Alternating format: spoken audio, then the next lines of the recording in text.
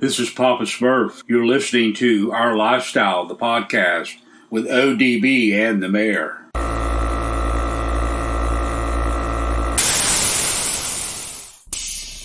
Yo, this is Rob Maggi, and you're listening to Our Lifestyle podcast.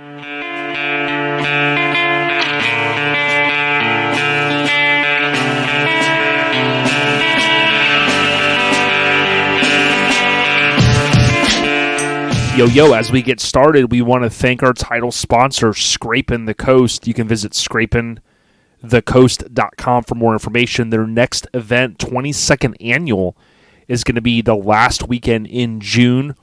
They haven't yet announced it for 2024, but rest assured we will be out there. One of the biggest, baddest shows in the country. Get ready for more information coming soon on Scrapin' the Coast. Tap on the hashtag #ScrapinTheCoast for more information. We appreciate the continued support of Custom Car Show Productions. Yo, it's Our Lifestyle, the podcast, also known as OLP for short, coming at you with episode 338. Got to give a huge shout out, as you heard from at the top, Custom Car Show Productions. Can't wait for Scrapin' the Coast 2024. But first up, we got Miggity Mike the Mayor. I think I heard him gallivanting in on a horse. Dude, are you shooting your album cover tonight or no with the photographer? On a horse. Dude. Oh, my God. Bro, I just got done down at the Circle K. I picked up some new scratchers. Dude, you'll never guess who I ran into. Hank. How did you know? Dude, was Virginia Black there? Well, Virginia Black is who is behind the counter. Bro, I figured out Hank's new little scam that he's got going. Okay, let's hear this. All right. So he's traveling state to state, okay? And he's stopping at all these different Circle Ks. Okay. And so what he's doing is he goes up to the little lotto section, and everybody goes and scratches off their scratchers at this little table there when they're filling out, after they fill out their lotto, the lotto cards. Right. And then they're throwing them away in the trash can right underneath that little table. Oh, I see where this is going. So what Hank's doing, taking those old scratchers that nobody won on, and he is spraying the scratch off shit right back over them, taking them back to Virginia Black. Virginia Black's giving him his money back, like he bought them. And he's like, man, I made a mistake, And then what he's doing is he's splitting the cash with Virginia Black. Hey, he's flipping the game, dude. Dude, tell you what, that Hank is not a stupid dude, man. Smart. He's definitely onto something there. Dude, hopefully he'll be in Office Space too, where they talk about taking like a fraction of a penny from every client, and then he'll be rich.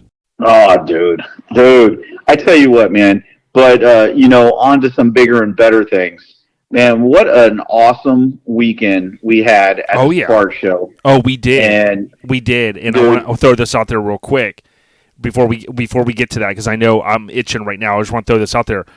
Mike, on this episode, we're going to have Joey come back, and Joey from Majestics is going to talk about selling his 64 rag, also known as a convertible. And that is basically, I'm not going to give it away. Some of it you may see from the thumbnail of this episode, but there's a cool story behind how that went down. Also, Mike, on this episode, we're going to talk to Ruben Arteaga. We're going to talk about our favorite lowriders in movies, TV shows, music videos, and so much more. The episode overview is brought to you by Hammered Weekend Wear, HAMMERD, right, Mike? HammeredWeekendwear.com. They can get their new merch. Yes, sir. Dude, I love it. HAMMERD, weekendwear.com. Now, Mike, as we get sideways into the general updates, dude, I want to ask you about this, dude. How excited were you? It seems like forever ago, but it was just a couple of weekends ago. We fishtailed into Sevierville, for the most part, and we had a good time at the Spark Show. Dude, had a great time. And, I was really glad we did what we did. We came in a little early, and we actually went and explored the city and the town. And, man, we had some good food. We went and seen some really cool places. the dome. I can't remember what was the name of the dome that we drove all the way up to at the top of the mountain. Gilligan something. I mean, you know what I mean? I don't think that's what it was called. Yeah, was it? You took me on a effing 3-hour tour up there. I'm telling you, bro. It was something about a Gilligan Island. There was a hot chick, and something like that. Oh, my God. Okay, all right. Well, anyway, we went up to the top of the mountain, and there went through Gatlinburg, and, went through Pigeon Forge, Gatlinburg, went to the top of the mountain, checked that all out. By the time we got up there, it was kind of foggy, but I tell you what was it, like 90 degrees when we were down, in Pigeon Forge. We get all the way at the top of the mountain, and it got all the way 54 degrees, bro. It was cold as hell. Yeah, it felt like a 3-hour tour. And for those that aren't aware of it, it was technically Klingman's Dome, which is kind of a cool thing. Okay. Yeah. I mean, Gilligan, Klingman, 3 hour. It was a 3-hour tour. Let's be honest. No, but seriously, I had never driven like up in that area. Like you were a very good kind of tour guide. You took the Silverado, pierced right through those mountains, dude. Right, kind of that spot between Sevierville and Gatlinburg. And then you fishtailed up some of those deals, and dude, when we got up there, it was a little late, but it kind of was cool. It had that spooky feel, and man, we saw waterfalls. I mean, man, it was definitely worth the drive. Oh yeah, no, we had a great time, and I tell you what, and then and then that pre-party Friday night, I tell you what, those guys, Adam, Dizzy, they nailed it on that spot for that pre-party Friday night. That was cool the way we parked the cars, or I'm sorry, they parked the trucks. Back in the back there where, it was at a distillery and where the beer was made. They parked them all, the mini trucks all in there, and just a cool vibe and definitely a cool place. Definitely look forward to getting back up there and doing that again. And shit, our booth, bro, we were freaking popping, man. We had mini trucks all over the place. Yeah, we had 6 mini trucks there. We got to thank Adam and Dizzy for the space and kind of inviting us up. But to your point, the pre-party, that event, Mike, if you could ever get like I forget what the show was, it was called something like After Dark or something. If we ever had some sort of venue down here, you'd be able to really run wild with something like that, because that venue, as you said, was awesome. Got to thank Chad Luke. Chad had said, "Hey, come aboard my vessel." You know what I mean? Jump into the jump into the blue chariot, blue and gray, and we of course cruised over there. Shannon was even rolling. I know DJ Mays and Diggity Dom, they rolled with us even that previous night up to Klingman's Dome. So, like you said, Thursday, Friday, that really set the tone for us. And Friday really, I felt like, was a move-in day, although there were vendors set up. We were able to do some of the things. We got set up, for the most part, and then we were ready to rock and roll, like you said, Saturday morning. But, dude, Thursday, Friday, if those 2 days set the tone for the weekend, dude, we knew we were in, in store for a good time. Oh, absolutely, man. And I tell you what, our booth was popping. I mean, we had Kurt there with his Ford Ranger. We had Chad there with his fucking Toyota. I mean, shit, we even was graced by the presence of fucking Tom all the way from Arizona, bro. I mean, come on. Yep. Yeah. And then, of course, we had Jessica and Barefoot in her Mazda, there in the booth. And then, I mean, come on, we can't forget, Jenna Lease and Scotty the Body. So, dude, we were definitely looking good there in the booth, and definitely look forward to. I think we had the best spot in the house, and definitely look forward to doing that all over again next year. Yeah, and like you said, tip of the cap to Don Dizzy Davis and Adam for allowing. I mean, they really rolled off the red carpet, and we can't thank them enough. The other piece I wanted to mention is the cool thing was, networking in the booth. Scott and I talked about, Smutfest 2024, and he kind of likes, club games. A lot of these shows around here seem to kind of be doing away with stuff. I'm of the mindset of, dude, bring the club games, bring the sledgehammer, smashing the cars, bring back the good old days. A lot of people are trying to get rid of the good old days. I'm trying to bring them back. And Scott liked my idea of doing like an arm wrestling. contest at Smurfest, and Jenna Lee's heard us. She goes, oh, she doesn't know if she wants to, she goes, hey, I'm kind of a professional. I don't know if I could come to an event like that. But certainly she said, hey, I can help project manage it. You know what I mean? So I said, hey, we might have some partners. You know what I mean? Yeah, no, absolutely. I think you're onto something there. Could be. But at the same time, we also got to, give a shout out to Dizzy and Adam for, and the rest of their family for putting on a damn good show. And 10 years, man, 10 years. That was the 10th year of the Spark Show. And, of course, this year it was presented by Ox Auto Spa. And definitely want to give a shout out to those guys for coming on board and helping our brothers put on another successful show. And I think they ended up with, if I'm not mistaken, 371 was their total count. And so, I mean, they definitely killed it, on the 10th year. And so we look forward to, like I said, we look forward to doing that all over again, man. There's all kinds of good videos and pictures all over the book face and the Insta.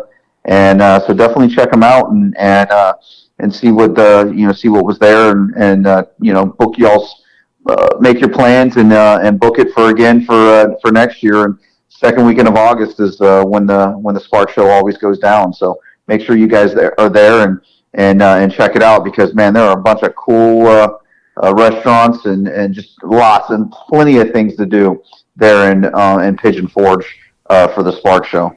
No doubt. And Mike, there's two names we couldn't forget. If you think about the Spark Show family, again, 10th annual event, which they just knocked the socks off. But think about Corey Floyd and Chelsea Floyd. Corey out there doing some amazing stuff. He recently launched his new shirt, his new banners, some of his new merch with Corey Floyd Photography. You can look him up. He just kind of primarily goes under Corey Floyd on Instagram, that main one. But, even Chelsea out there, the family, like you said, helping bring people into this event, handling all the questions, dealing with the registration.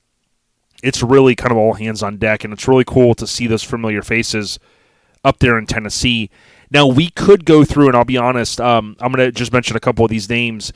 Adam was gracious enough. Mike had reminded him, hey, send us some information, and Mike covered some of it. But if you think about, the Mini Trucker Union pick, Tom Jenkins, Justin Wyatt, Scott, a.k.a. Scotty the Body. Some of these guys taking some awesome awards. I know Gooch was out there. He helped me with some stuff in terms of some kind of pinstriping / painting. I really appreciate that. But then getting back to some of the names, the Culpeppers were out there. They were doing the dang thing. If you think about that, Jenna Lease won, I think, an award there. It was maybe, a ladies' ride, which was awesome.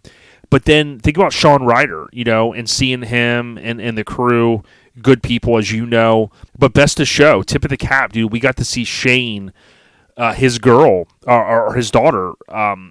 She was able to bring the red C10 out of the trailer, right? I think it was, and you can maybe speak to that. Yep. But to see Shane, get all this recognition, we saw it at Lone Star Throwdown, dude. And again, we could go through each name, and we'd bore some of you folks out there maybe with that. But there's a few little kind of dabbling around of people, and like Mike said, definitely need to get out there next year. But how cool was that Shane Smith, and trust his daughter to help with that, bro?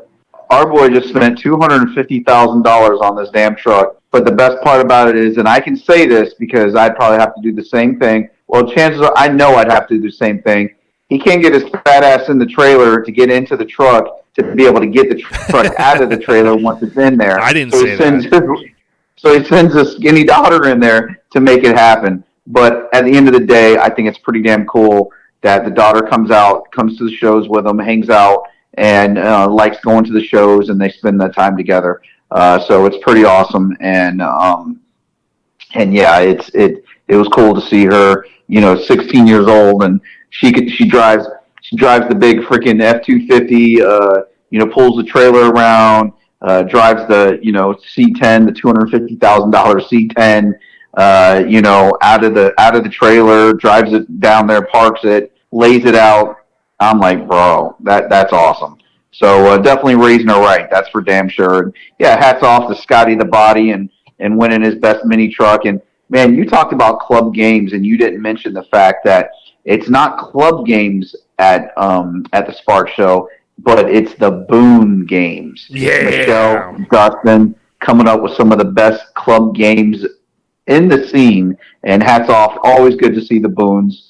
We say it time and time again, two of the best people in the scene, and always good, and they're a part of that Sparks family as well. So definitely, hats off to everybody, and for the whole team to put on a hell of a show. And hey, it was finally good to meet the Mini Truckin. Mini Truckin magazine is back. If you guys haven't heard, if you haven't seen, new logo, new website, new website. I mean, they are off and popping. And if we're not mistaken, I know a lot of people have been saying, and a lot of people have been asking, they are going to release their first issue. Was it May 24th of next year, Jay? That's the word on the street. That's going to align with like the 10-year span, May 2014 to May 2024. That's kind of the feeling that we're hearing. Yeah. And so, but it was great seeing Logan, meeting Logan, and definitely, we are going to do anything and everything that we can to help Mini Truckin magazine, getting the word out and so on and so forth. So definitely stay, keep on board with OLP, because we're definitely down. We are definitely down with the Mini Truckin magazine. Yeah, so. MTM. And yes, something I will tie into that. I don't want to go into detail now, but they did, to Mike's point, released the new logo. So Logan had some cards that he was giving out. So tip of the cap to Logan Wade.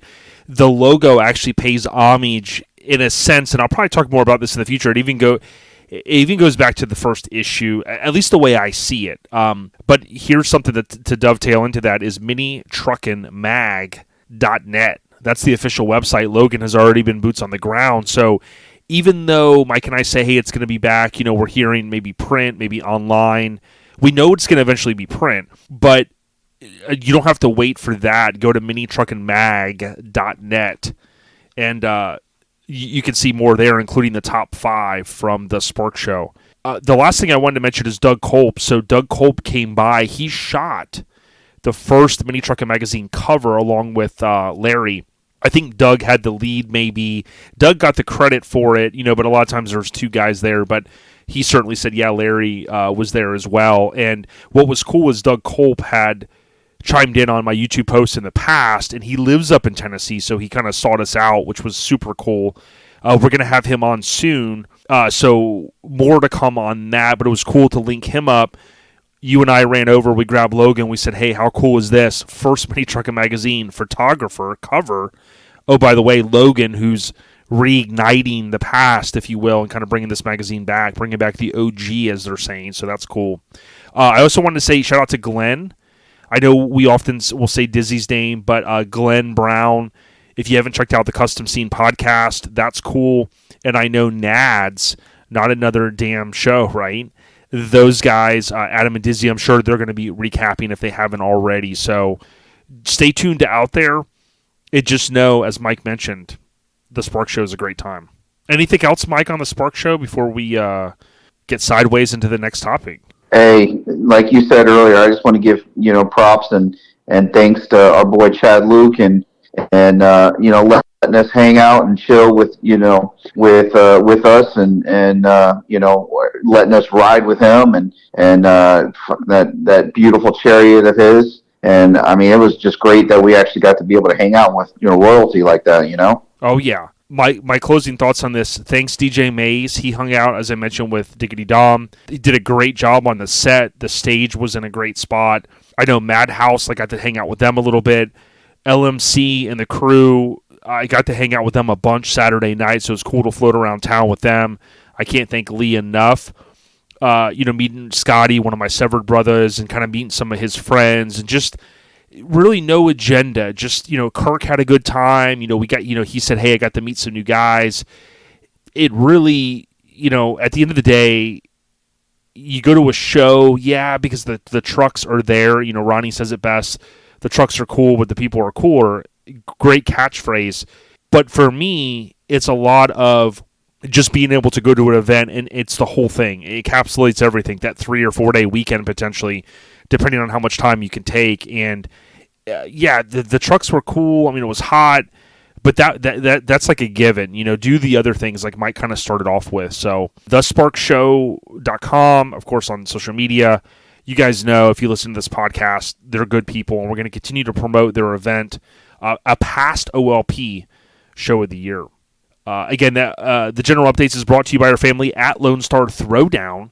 LoneStarThrowdown.com. Now, Mike, the ironic thing about promoting Lone Star Throwdown, you might ask, well, hey, is it hard to promote Lone Star Throwdown? It's not. But we are here to tell you and I guess we could call this official news, breaking news. We're at the time of this recording, we're 184 days, 13 hours, 9 minutes, and some odd seconds away. Now, many of you are, if you haven't already pre-registered, those are gone. It's sold out. There's some hiccups. They worked to improve it. Third time was a charm, Mike, and they made it happen. The key thing for everyone to know is this. If you don't have the golden ticket, as I'll call it, to be able to patch yourself in with the ride, fear not. February 23rd, 24th, 25th, come on out, gallivant out, fly out, drive out, take a train, damn it. Damn, take an Uber like Hank does. Get out to Conroe, Texas, buy you a wristband, and just go out and have a good time because it is a fantastic event. Last year was super hot. It just was, everything was great. Come see the vendors, come see the trucks, come hang out with OLP, LoneStarThrowdown.com for more. Mike, I got one question for you. Are you ready? Oh, my bad. Now it's time to get serious. Are you ready, brother? And this one's going to be a fun one, man. I kind of have a feeling you're going to get this one, but that could jinx you. Mike, back in good old 1985, Michael J. Fox, of course, he was ablaze with Back to the Future that came out July 4th weekend of 85. That was the number one movie in the world. But did you know another film starring Michael J. Fox came out shortly after that? Just about a month and a half later, maybe call it 7 weeks later. That other film also came out starring Michael J. Fox, and it was second in the box office, only to, oh, by the way, the other film that he was starring in, which was Back to the Future. Okay? So I ask you, and I ask the Airhead Nation, what was this second film that I'm talking about that came out about a month and a half later that starred Michael J. Fox? So you got to think about it. Okay. Mike. So you're not giving me any more hints. This is all you're giving me because we know you're the guru. Right, okay? but okay, so here's the big hint. So think about the two big movies that Michael J. Fox had in 85. We already know Back to the Future was one. 6 weeks later, he comes out with this one. No, it wasn't like Michael Jackson Thriller, okay? Yep. But we did see that he kind of had some surf, this might throw you off. He kind of, I felt like he could maybe surf after watching this movie. See, now you gave me the clue, and that's the clue See, I was looking that's for. exactly what I was trying not to do. And I know, but dude, surfing in the Man, dude, I think we're in the wrong decade. I think you were. But listen, check this out. But not only could he surf, but damn, that dude could play some damn basketball too, bro. Right, dude. So not only, dude. But the thing that blows my mind is the hairier he got, the higher he could jump, the better he could surf. So yes, this is absolute. Now you know what, Jay? This movie here is guaranteed a cult classic. Dude, it's a CC. It's a patched in 100% cult classic. I think Mark Holton was the heavyset guy that was known as, I think, Chubby in the movie. And he was also in the Pee Wee Herman movie. He was the one that stole his bike. So that was the other tie-in there. But Mike, good job, dude. Congratulations, bro. Well, like I said, I thought that's what it was at first when you said it, because I ain't gonna lie. I mean, I honestly think that Teen Wolf was a better movie than Back to the Future. Oh, come on, dude. I mean, dude, you really want it. You really want me to get the. I said I'll buy the boxing gloves for Eastbound Get Down. You know what I mean? I'll expense them if I have to. You keep talking about this boxing. Yeah. But, all right.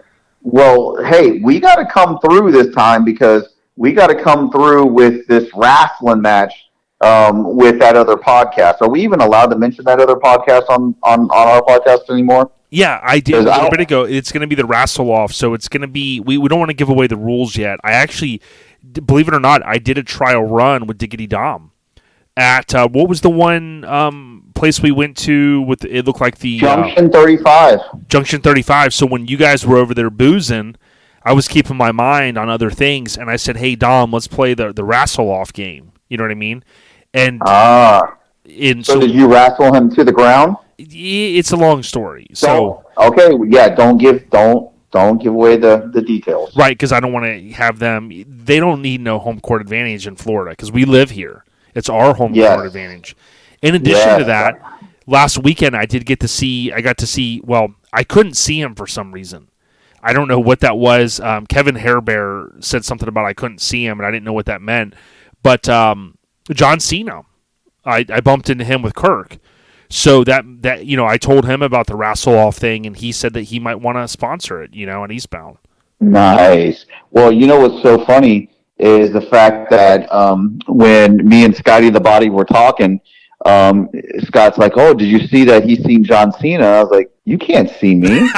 I was like, "He didn't see John Cena because you can't see." He goes, and I said, "Yeah, but the only problem is Jason isn't gonna know that gimmick." So he called me when he was headed up to New York, Scotty the Body, and he thought you were rapping the Tupac, Homies Can't See Me, you know what I mean?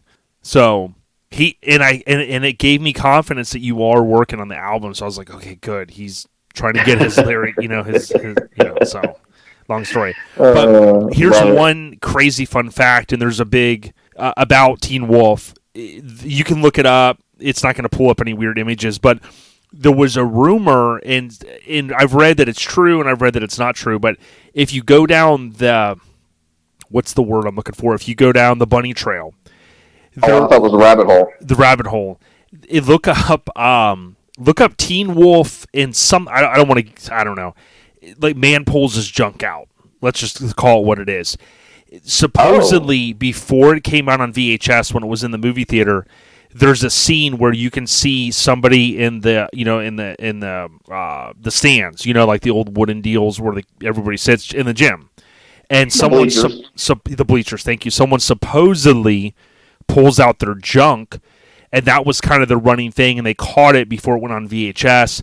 But if you go out there and you read some things, there's a website, avclub.com. They say on the 30th anniversary, an older article, of course, they say debunking Teen Wolf's greatest rumor. Yes, it's a penis thing. So, yeah, weird. But, again, it's not going to come up. I guess depending on the words you search, it could come up kind of weird. But, yeah, there's a tie-in about that somehow, some way. Trivia with Miggity Mike the Mayor is brought to you by our family, as we talked about a moment ago, The Spark Show. Get ready for the second week in August 2024. thesparkshow.com. There's going to be more information coming. Again, it's an amazing event. And I had a lot of people, including, if this is the stamp of approval you're looking for, Mr. Phil Fowler punched his ticket and he said, "Yo, I'm adding this show," just from the show coverage that we posted, to my list for 2024. So if Phil Fowler's doing it, you better do it, kinfolk. Oh, you are not lying there, because that is the OG of all OGs. And if he's making his way to Pigeon Forge, you want to be there. You want to be there as well. Oh yeah. So Mike, I'm gonna swap this up here. The next segment is ODB live and uncut. Hut 1, Hut 2, Hut 3, Hut. Old Dirty Ballard live and uncut. But I'm gonna switch it up. I'm gonna put you on the hot spot. Mini Truckin Magazine used to have the hot seat. But I'm going to ask you, I'm going to flip the script. Like Ruben did that one time when he interviewed me. I'm going to ask you this. If we had a Miggity Mike the Mayor live and uncut, what's like a positive thing that you've kind of seen maybe? Because I've switched this up, right? It used to be kind of more of a negative, but now it's all a more of a positive. What's maybe a positive thing that you've kind of seen the last couple of years as a show promoter, as a club guy, right? Part of the Aftermath. But also just kind of as an enthusiast to the scene of ours? Well, a positive that I would have to say is I would think, like, for example, that Friday night at the pre-party, there were so many different clubs there at that pre-party. There were so many different podcasts, people that own podcasts and do podcasts at that pre-party, and we were all hanging out. It didn't matter what shirt, what hat, what club logo. It didn't matter what we had on. We were all there chilling, having a good time. And to me, that was definitely a positive in the scene. And so that's why I say that whole weekend. I mean, in our OLP booth that weekend, I mean, we had No Regrets in our booth. We had NC in our booth. Actually, I think it was just those two, if I'm not mistaken. Right? Yeah. Just so we had multiple clubs. There was tons of different clubs there at the Spark Show. Everybody's mingling. Everybody's having a good time. But I really noticed it that Friday night at the pre-party, and so it's good to see that everybody's out there hanging out together and having a damn good time. How was that, Jay? I love it, Mike. That's a tick mark for your binder if I've ever heard one. Oh man, I love when I get tick marks. Dude, ODB Live and Uncut. Actually, Mickey Mike the Mayor Live and Uncut this week, brought to you by Joey at Get Decked.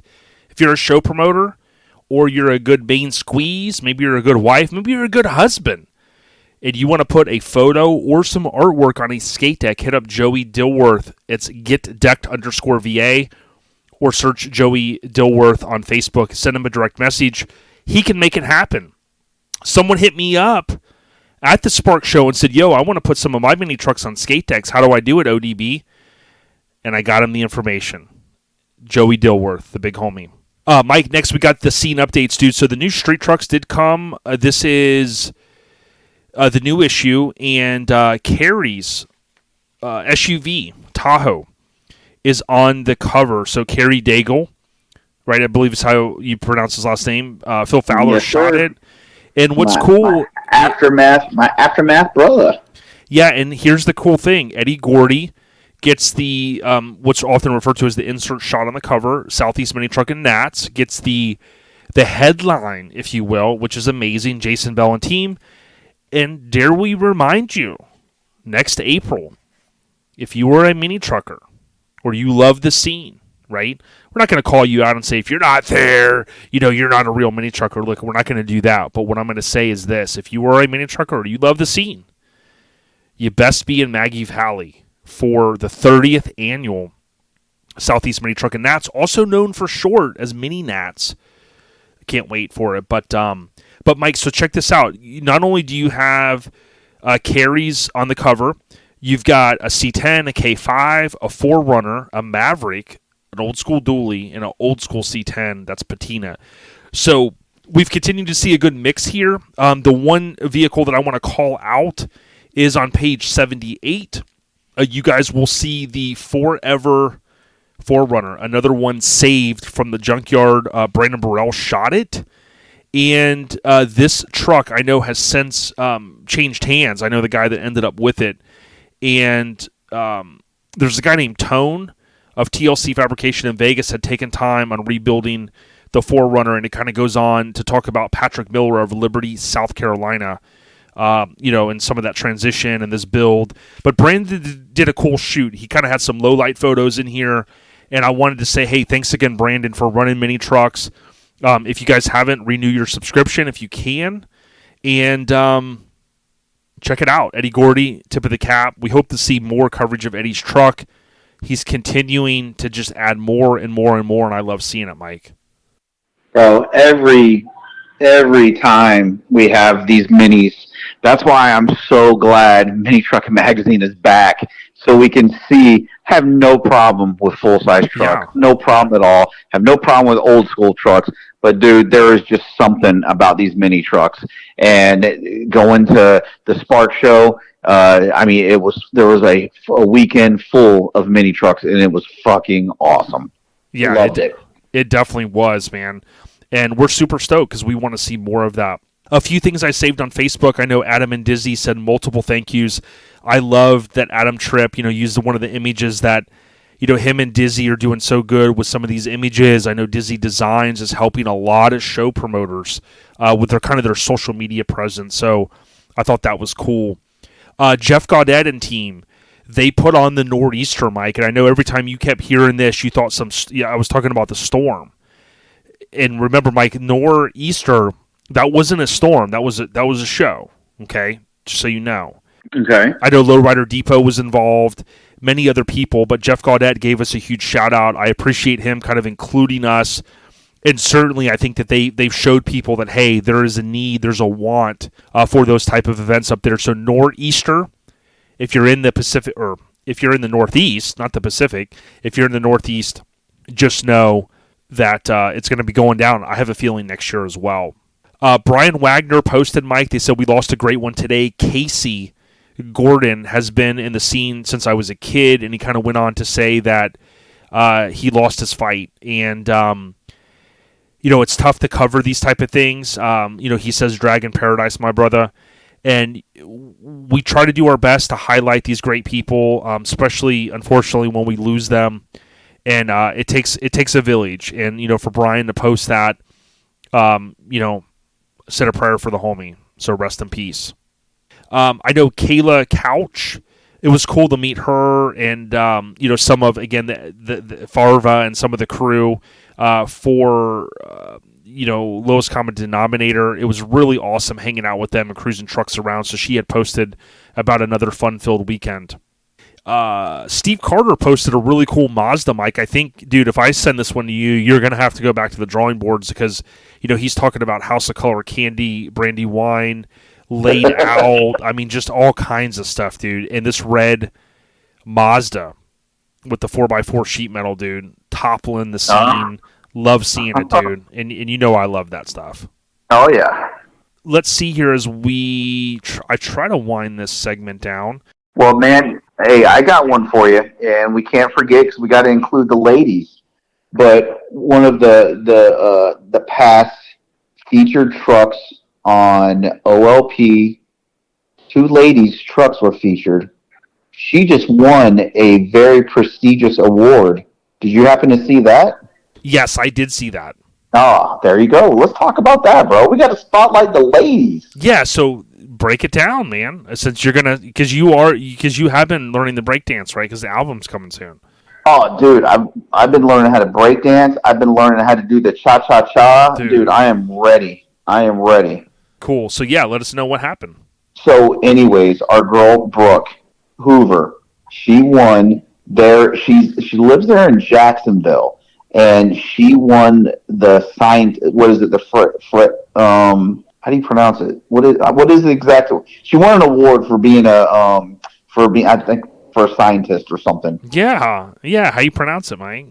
I don't know. That's why I asked you to help me out here, brother. See, that's what everyone makes fun of how I say how you pronounce. But not only that, but it is her born day, by the way. So let's just be honest.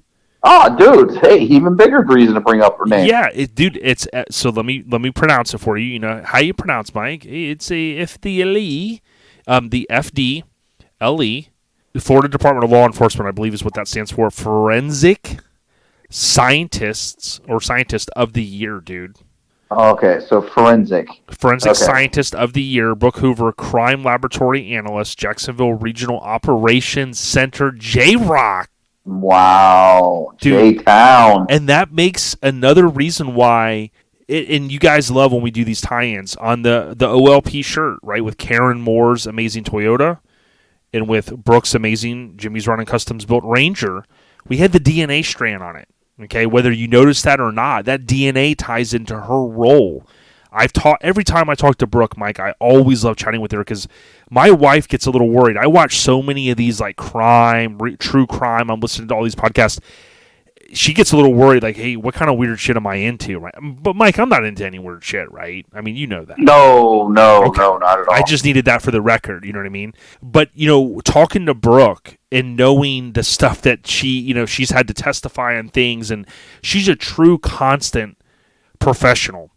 And I tell you, Mike, if you're anybody in the scene and you ever disrespect someone like a Brooke Hoover, that's when you're gonna have problems, man. Because she is good people, man. And not only do we love her truck, but I love her career and I love what she's doing, and she's really, like you said, I'm so glad that you mentioned this because I forgot to save this in our little list. She's due all the kudos that she's getting and that she's gonna get. You know what I mean? Yeah, absolutely. So, Mike, dude, thanks, man. Like, I literally, I'm like, I want to. We got to call her next week and be like, yo, Brooke, or 2 weeks. You know, let's break it down. Let's talk some DNA stuff. You know what I mean? And maybe we'll have to remix a DNA deal. You know what I mean? Because I know, Mike, you're talking about, you know, doing some remixes and stuff with headbands and all kinds of stuff for Eastbound, though. Eastbound Get Down.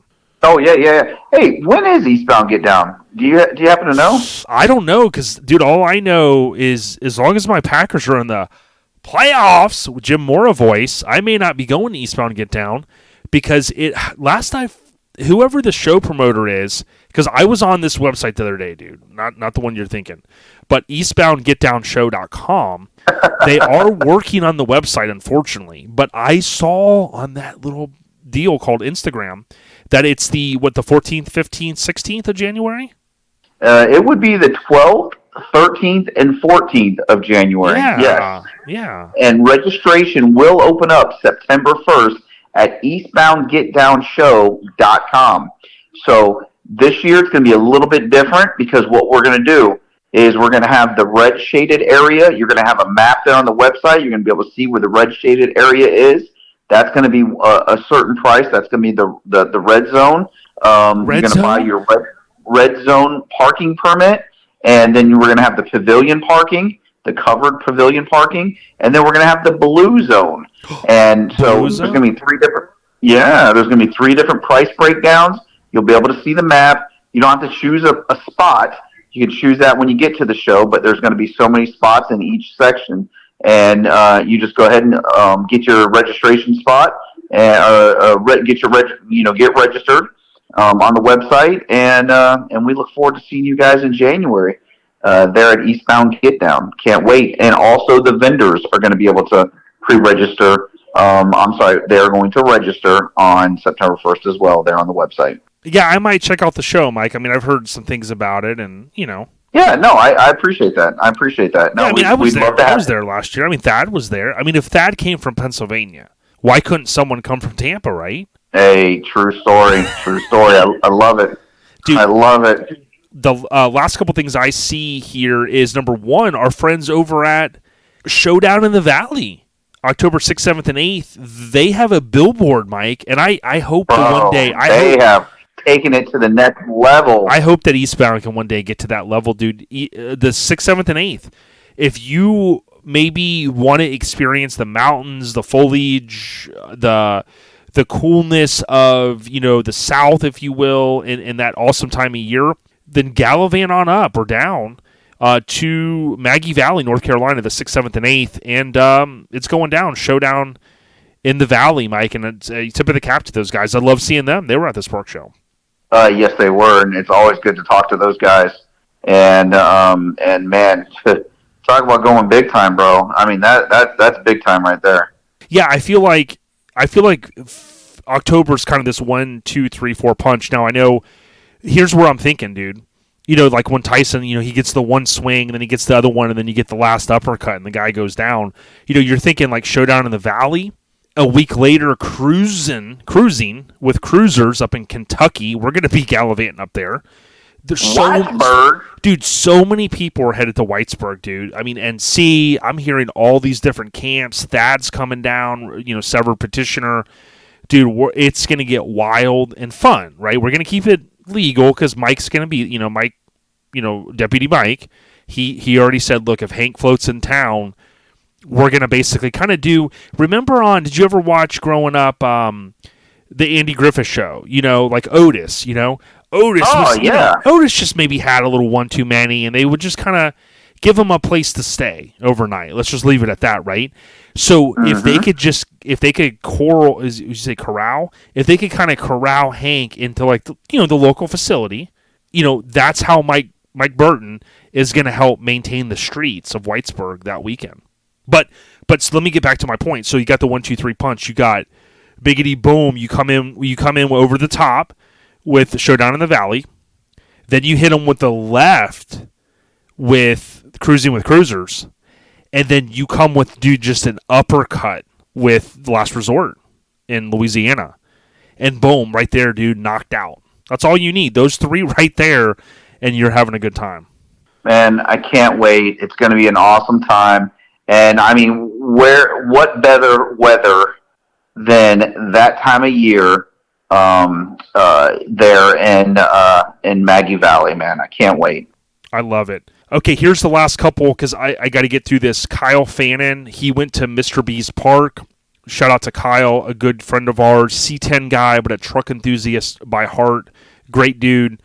He went to Attitude Check, so he got a chance to go see Joey and team over there. I thought that was awesome. Our friend James Day Knight, he, of course, had this unbelievable photo shoot with his S10.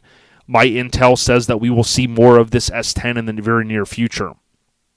This was also cool, Mike, in the mini truck. I was in a mini truck car club in the 80s and 90s group. Daniel Ness says caught up with this guy 31 years later, the OG painter of the mini truck in 92, Michael Imler. So that was kind of cool. Frank, he had a plan. Frank Eisenhower, we hung out with him. He had a plan to meet Vanilla Ice, and he did, which was super cool. So when Vanilla Ice, he went to the concert, he dressed like Vanilla Ice, and he got to meet him, which I thought was badass. The last two I got, Brian Brubaker is steady working on the hard body, so tip of the cap. And Mike, dude, we could not talk about this. Do you know a guy by the name of John Lopez? Did you see you never heard of him, right? No. You mean the smalls of my talls? Yeah, the smalls of your talls. Dude, did you see how he and Kim single-handedly did a mic drop? And here's the thing. John knows this stuff doesn't happen overnight. We all know this.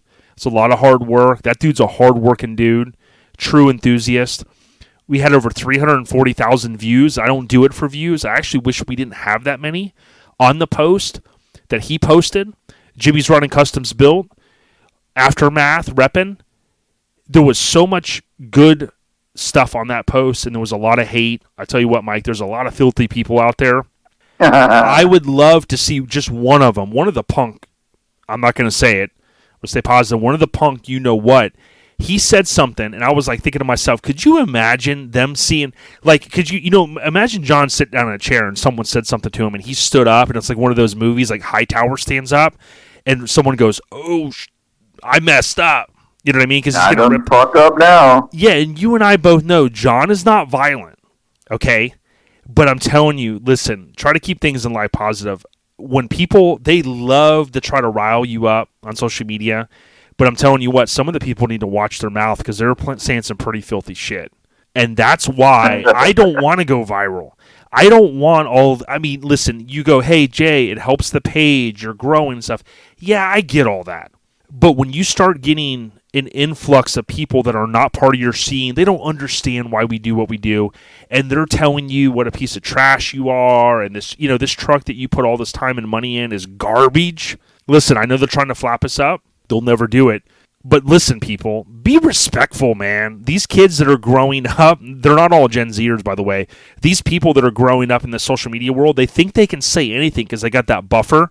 Little do they know, we got Scotty the Body in our ring and John Lopez, dude. And if we got those two guys behind us, I don't think anyone's effing with us, Mike. See, that's the thing, man, is first of all, John don't have to do anything. He don't even have to say anything. Like you said, all he's got to do is just stand up. And that's it. Right. That's what I told John. I go, John, if you hang out with Mike, he should be charging you because you basically have built in, like when the Gallivanting Man, when that album comes out and there's the release party, my understanding is going to be billing, our company for this, because, he can't be doing this stuff for free. Isn't that the truth? Isn't that the truth?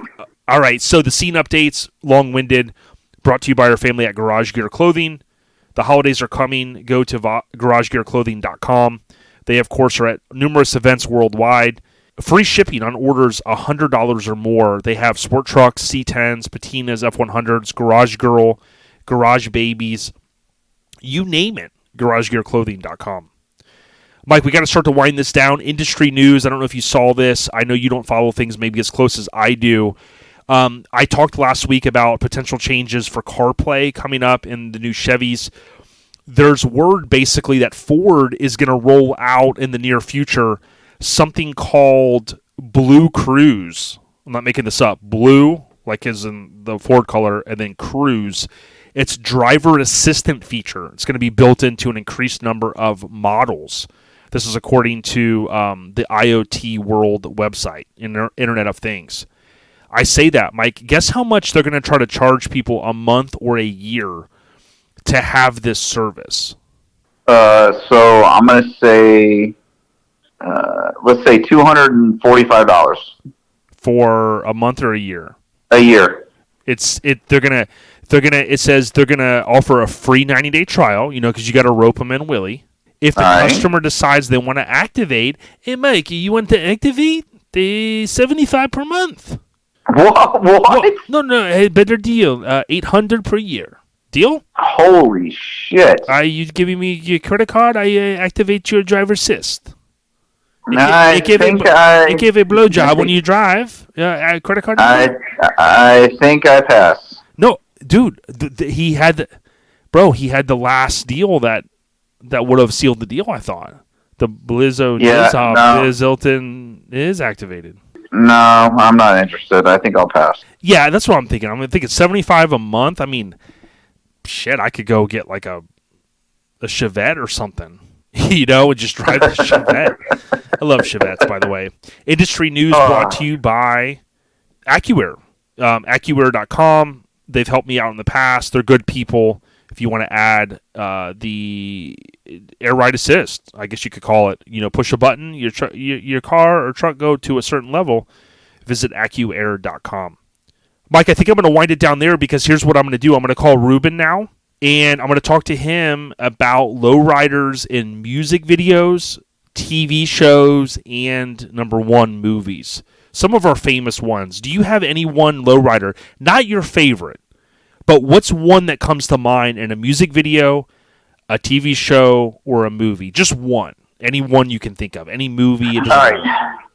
So just one, and the one that has to be my all-time favorite is got to be the 64 that Ice Cube drives when he's in Today Was a Good Day. Yeah. Yeah, that one was called Family Jewel.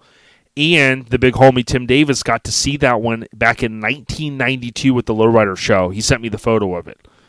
And nice. That greenish kind of bowling ball, I think it was at the time, paint job.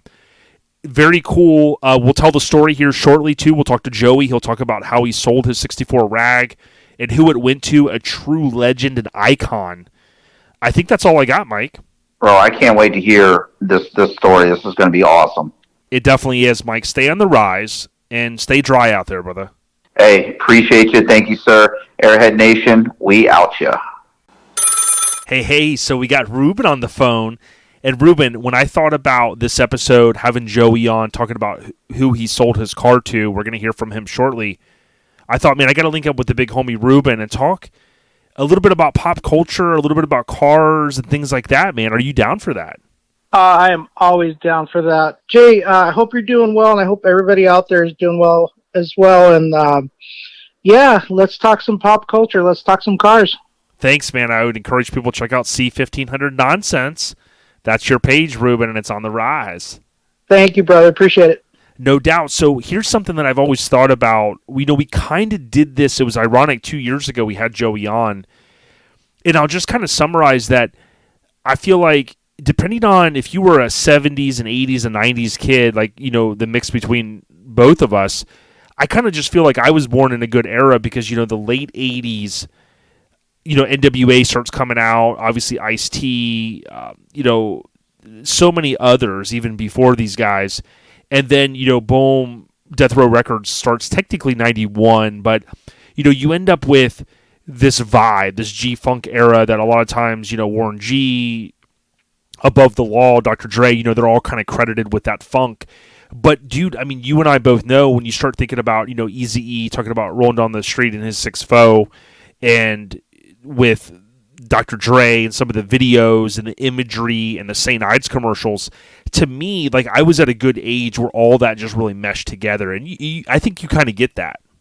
Yeah, I get it. And you know what? And growing up, I'm a little older than you are, and growing up in, the 70s and 80s and 90s and whatnot, and here on the West Coast, car culture, whether it's lowriders, mini trucks, or the Volkswagens or whatever, I mean, it's as long as the weather's nice, it's in your face. You see a plethora of it out on the streets.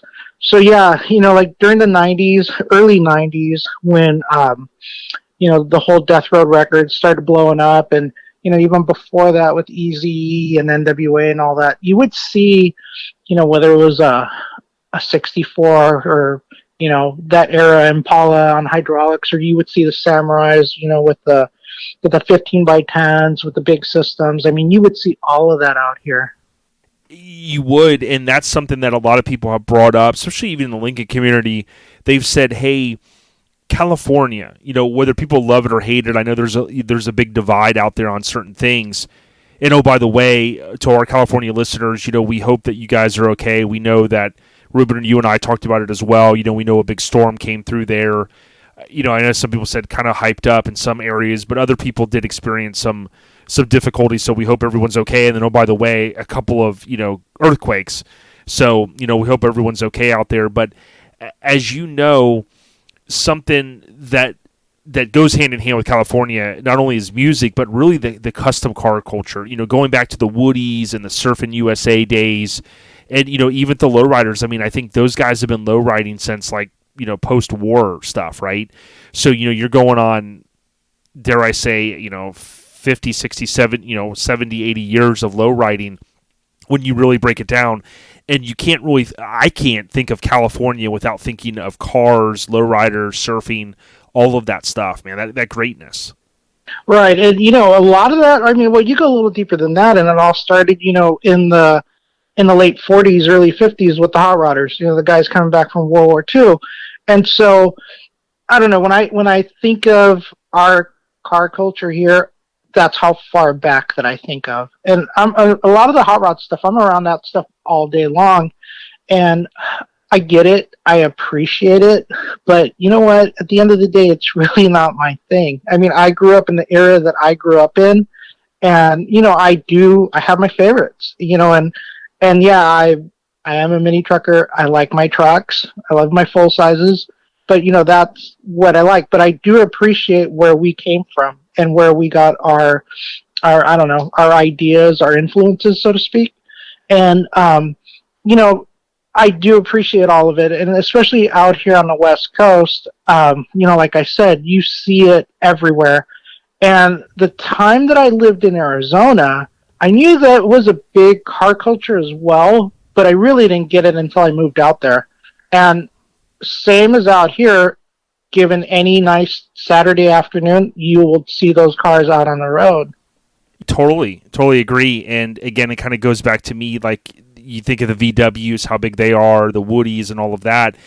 But something that people may not realize, obviously we're getting older each day, when you think back, and, let's talk about, music videos, TV, and movies, of course. And movies, I think, is the primary lion's share.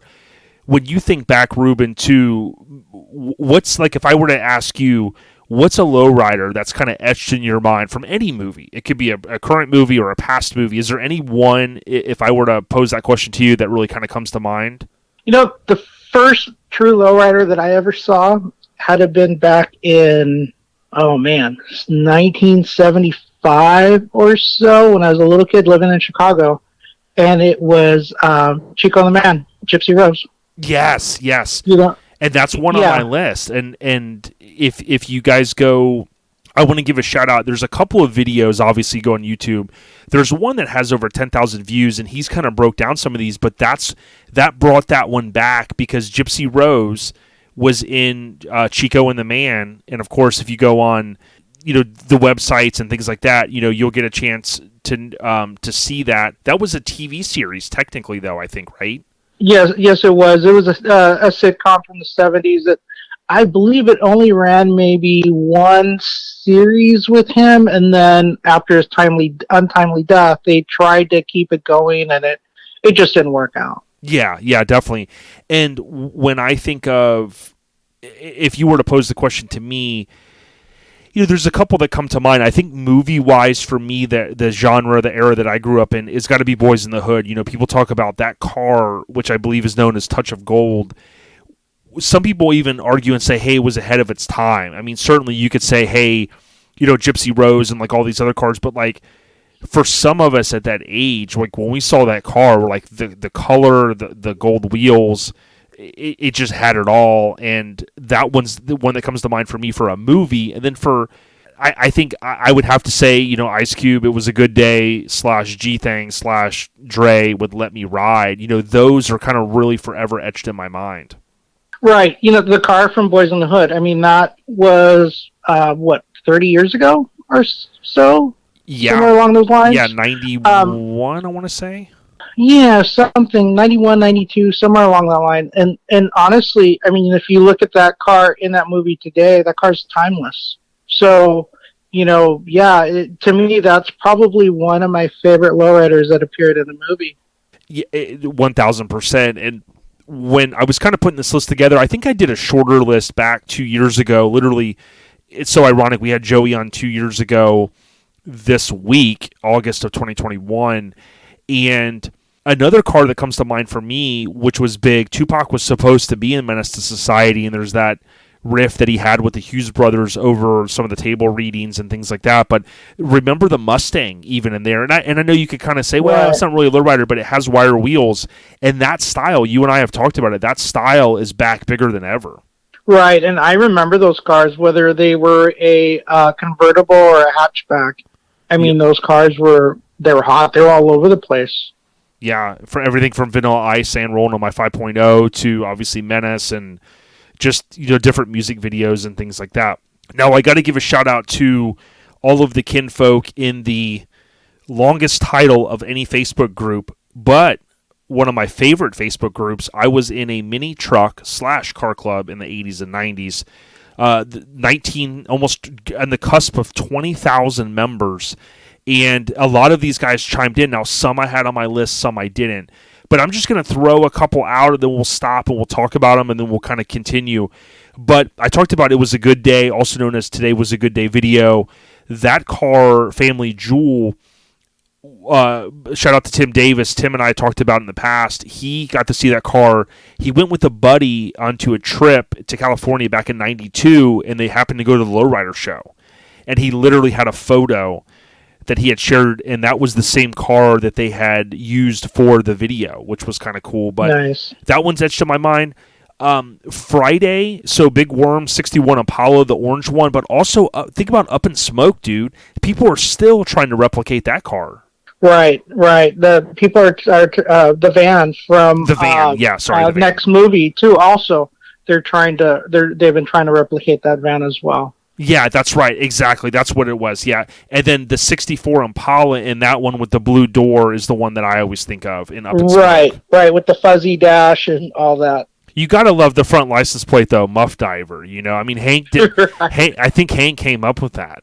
Right. That's his plate now. Yeah, it is. It is. When we were talking about this earlier, we were talking about, those movies in particular, it kind of rang a bell in my head, and it was something that Billy Bob talked about when he was on the podcast, and that was Corvette Summer. Yes. And there's that part where he's hitchhiking to Vegas, and he gets picked up by that lowrider club on their way to Vegas. And I think he jumps out of the car because they're going too slow for him.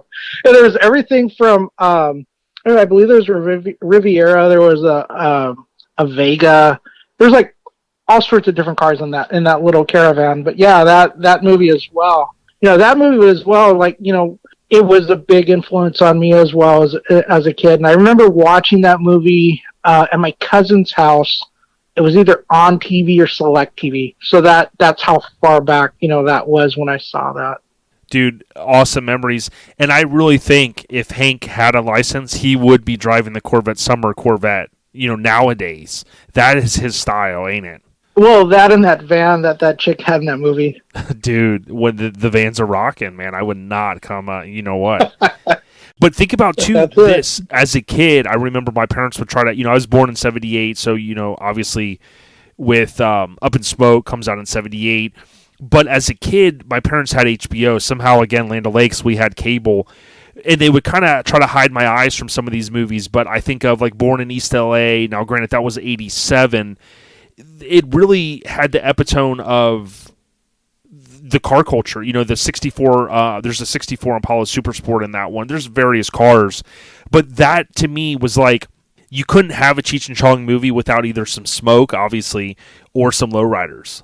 Right, and in that movie in particular, he's driving a lowered bug on alloys, I want to say. So, I mean, that is perfect for that time, back in California. Yeah, it definitely was. It hits it there. Now, a lot of people chimed in with this one, Boulevard Nights. So if you think about this movie, 79 again, kind of the era I was, born in, so many cars, right? Obviously, that movie is a classic. Now, I'll be totally honest, I haven't seen it in a long time, so I went back and I watched some clips, like kind of like on YouTube and stuff. But it's in an era in the late 70s when a lot of these cars, a 54, Chevy Bel Air was 20, 25 years old. The 64 Impala was, 12 years old, right? It was ironic because, like, the cars were classic, instant classics, but at the same time, they were still relatively new, like a 72 Monte Carlo. You think, oh, that's a classic car. It was only 7 years old then. Right.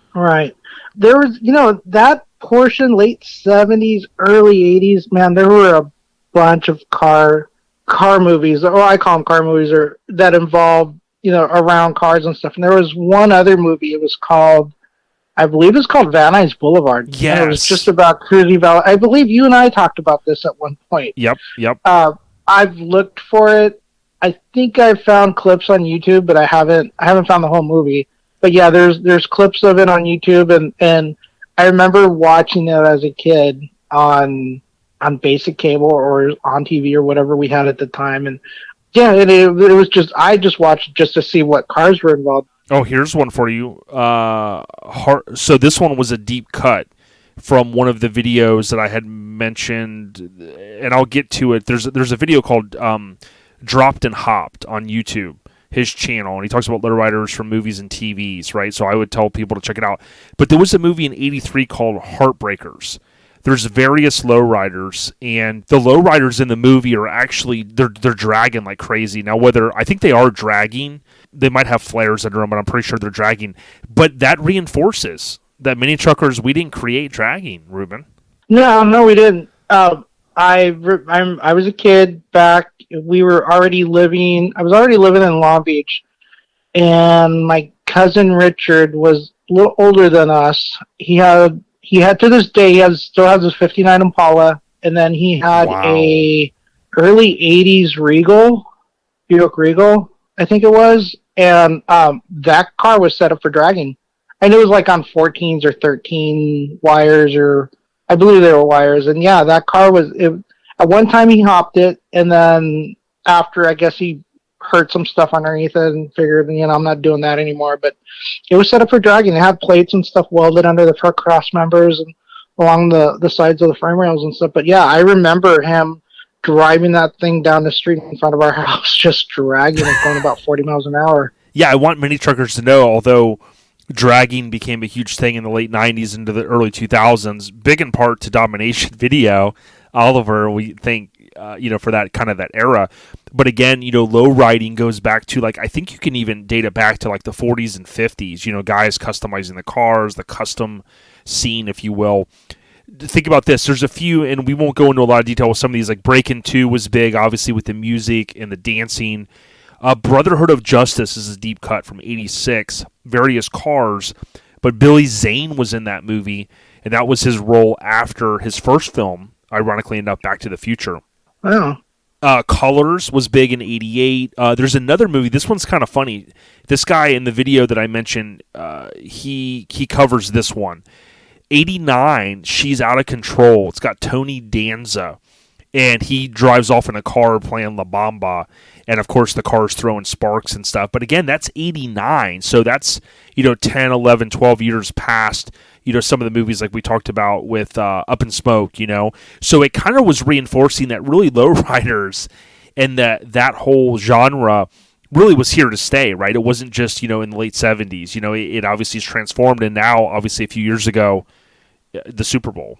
Right, and I was going to bring that up. We can't forget talking about the Super Bowl. Yeah, and how much, and that's what I want to hit on with Joey, because if you think about how much that you had I don't mean this in a bad way, but every Tom, Dick, and Harry the next day was looking for, quote, a lowrider, and I don't mean that in a bad way, because I love when people love a particular culture, but it just shows that people do appreciate it. They appreciate the music tie-in. I think again, Eazy-E really coined the phrase, 6-0 to a certain extent with his hit song.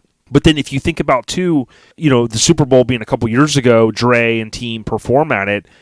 Think about like Set It Off was a big movie in the 90s. There's the 62 Impala in there. Boulevard Nights. Dude, that one was a huge hit, and a lot of people in that Facebook group chimed in on that one as well. Right, and there was also a movie in the early 90s by the name of Mi Vida Loca. Yes. Which they had a mini truck in it, and I believe a couple of lowriders as well. Yeah, that is a good one. I was going to make sure I said that right. So that was someone also chimed in with that one, and I thought that was kind of cool. Now, this is one I don't remember. Steve Martin was in a film in the late 70s. I'm sure my dad, rest in peace, would have remembered this one, called The Jerk. And a lot of people Dude, you have to watch that. Yeah, I got to watch it because Steve Martin, man, dude, he gets his kudos, but I mean, he's underrated. But the 72 Monte Carlo that I found in some of the screenshots, that thing looks sweet. Yes, and I believe it's a gas station scene where that car appears. And yeah, it's one of those movies that I'm not sure they would be able to make that or remake it today. Right? But it's a classic. You have to watch it. You have to see it. If it's a classic, Mike may have seen it. If it was a cult classic, he definitely hasn't seen it. Now, here's another movie I got to go back and watch. I watched it back when it came out on VHS back in the day. The Stallone flick, Cobra. It has a little fender bender in there. They filmed that right over in some of the scenes in Venice Beach. And there's a little fender bender in that one. Right, and he's driving the Chop Mercury in that, I believe. Yeah, I think so. And it's funny because like Stallone, like that movie poster is so iconic. With him, with kind of all black there. That came out in '86, and again, people have done some of the movie site locations on that one, but it kind of just showing lowriders. We're here for the movies and TV, of course. Now, Andy Sargenis, I believe is how you say his name, he pointed out a movie called 187, and it has a Toyota mini truck. You know a little bit about Toyota mini trucks. Just a little. Now, I had not seen this film, and I don't know if there's a lot of information out there about it, but certainly that was cool that he chimed in with that. Now, something I wanted to point out. Also, there was a film in the 90s, Don't Be a Menace to South Central While Drinking Your Juice in the Hood, when the Wayans brothers, they were kind of on their run of all those different spoofs that they did. There's a lowrider, of course, in that, and, the stigma, kind of the West and all that stuff was kind of cool. Right. Now, something that's going to be interesting, I'm going to talk to Joey about Dr. Dre a little bit. I don't want to give it all away, but there was an article little less than 2 years ago. A car had popped up on eBay, a 63 Impala, and this car, when I saw it, I was like, man, I got to figure out how to buy this car. It was priced lower than you would have thought. Now, it was still some money. I think they were asking $150,000, but the rumor was that Dre had owned this car, and under the rear seat, as you know, like these older cars, the rear seats kind of come out pretty easy typically. It had Dr. Dre's signature. Now, whether that was truly authentic, the guy claimed that, hey, I've got a photo of Dre signing it. Maybe he did, maybe he didn't. But autoevolution.com, they did an article, and I'm going to share that with everyone. And, this was back before the Super Bowl, and it's ironic how that same storyline is going to tie in, I think, with Joey here a little bit later. Now, Ruben, let me ask you this. When you think of a music video, now I gave you a couple hints earlier, is there any one music video that you maybe think of when you think of like car culture or lowriders? Man, a number of the Ice Cube videos. Yep. It was a good day. Probably, right. More than anything, probably G thing, right? G thing. Anything with Snoop, that era. Yeah, it'd have to be a toss up between something Snoop did or something that it'd have to be that. It would have to be that, or Ice Cube, one of the two. Yes, and that's what when I was young, and I'd watch the Ice Cube video, and it kind of just shows like the girl strolling up on the old school BMX bike. It kind of pans into his house. He's waking up, putting on his watch. His pager's there. Before cell phones, and he's rolling his low. He saw the police, and they just rolled right past him. Right, he hit the court, hit a triple double. You know what I mean? Everything went perfect on that day. And the car, to me, was like such a cool aspect of it because it really embodied the whole culture, the West Coast vibe. And little did we know, especially myself at that age, that I was just hooked, man. And it wasn't so much that he was driving. I mean, people were looking at the car in the video a little bit. And it wasn't so much that, hey, I want the attention, but it just was like, I just knew that's what I wanted to do. And now, granted, some of the listeners might go, hey, well, you're not a lowrider guy. I mean, I would argue, yeah, but to me, it's all part of the culture. You know what I mean? Right. And, it's funny because we always had that here. We always had that, we had always had the lowrider culture here in, someone in our face. But it wasn't until those videos came out that the rest of the world got to see it and got to know it. Yep. But no, and I think if it wasn't for that era in music, I don't think it would have grown as much or as quickly as it did. Oh, yeah.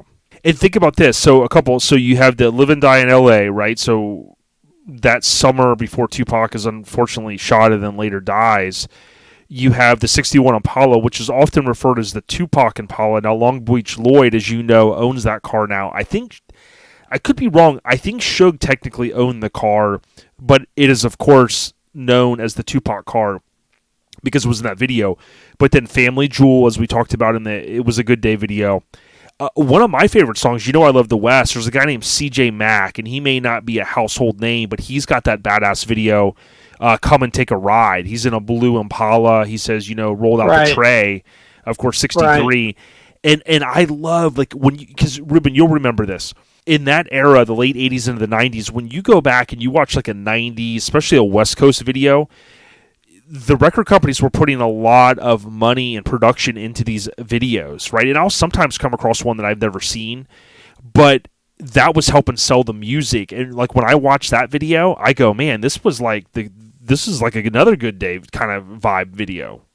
Right. And, and a lot of artists too, like there was that artist, Kid Frost. Yes. And he had the Ruthless. One. Yep. Right. And he had, La Raza was a single, and he had a video with a bunch of lowriders and mini trucks. It was down like in the LA River and stuff. And again, that time in our culture, that time here in Southern California, that's what you'd go cruising the Boulevard on a Saturday night. That's what you would see, or Whittier, or any of the major cruise spots. You would see everything from the lowriders, the bombs, the mini trucks, to the Volkswagens, even the street bikes. I mean, everything and anything. Yeah, and think back to the MTV era. I remember the year when they were like constantly playing Insane in the Brain, and then Coolio, Fantastic Voyage. That song is so timeless.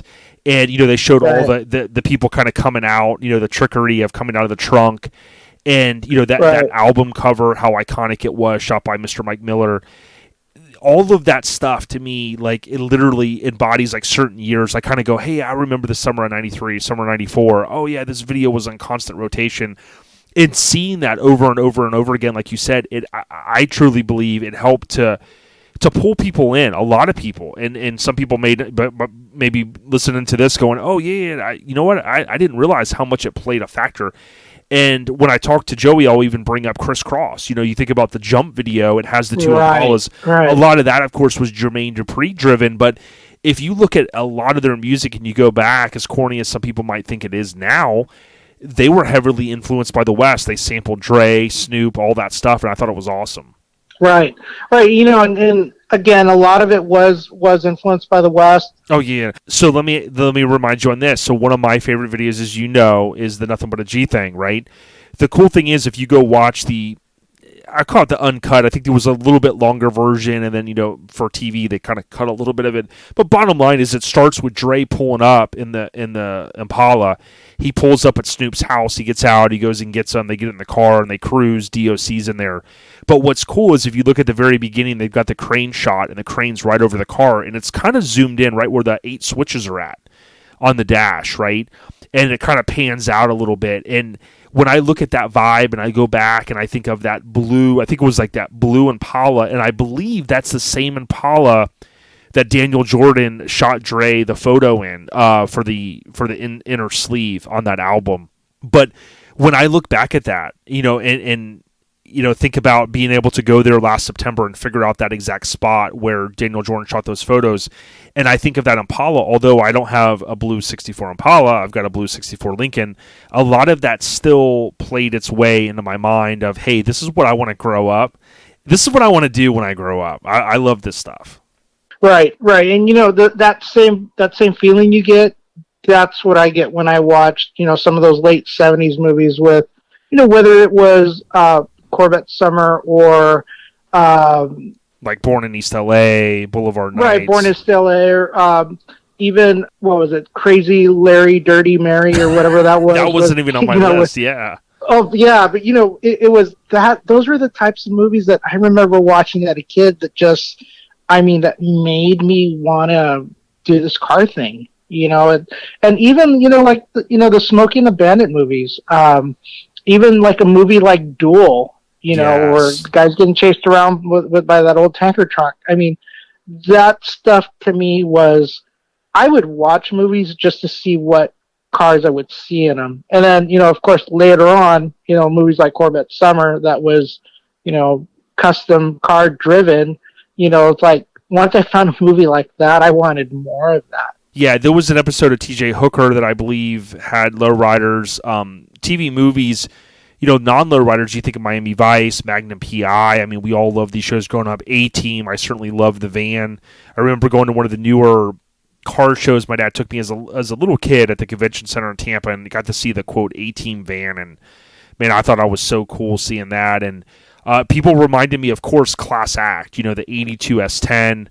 How iconic. Right. A lot of people probably saw that and said, hey, I want to have a truck that does all this crazy stuff. But just a few more. If you think about, too, and I come across this one and I kind of forgot. We all know the famous war song, All My Friends Drive a Lowrider. But, like, even that music video was, like, pre-music videos, but there's a music video out there for it. People can check that out. Right. It's got a lot of the vintage 70s era lowriders in it. Yep, it does. Now, speaking of that, there's also, about 20 years ago, Cypress Hill put out one of my favorite albums of theirs, and they have a song called Lowrider. It's a great track. There's a video to it.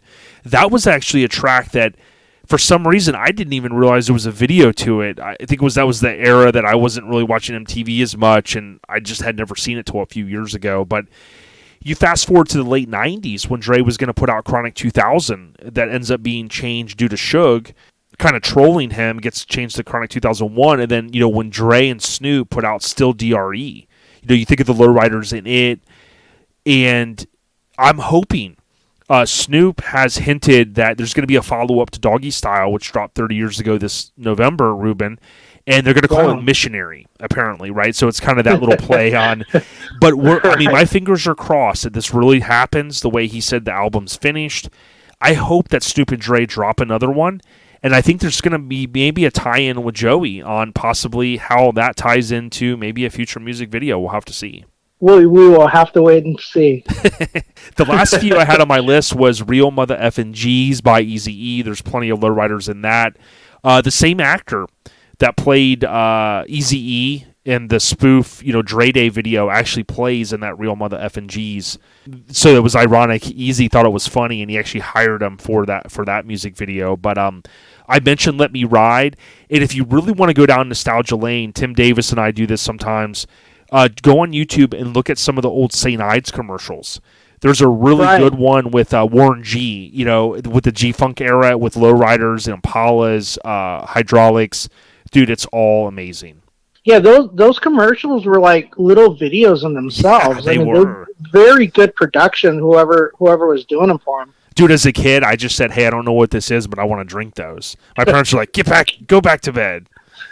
It's like, Get me too, Mom. yeah. I'm gonna post some more stuff in the future. Soul Train Awards '94 is the famous Dre and Snoop come out with the Impala.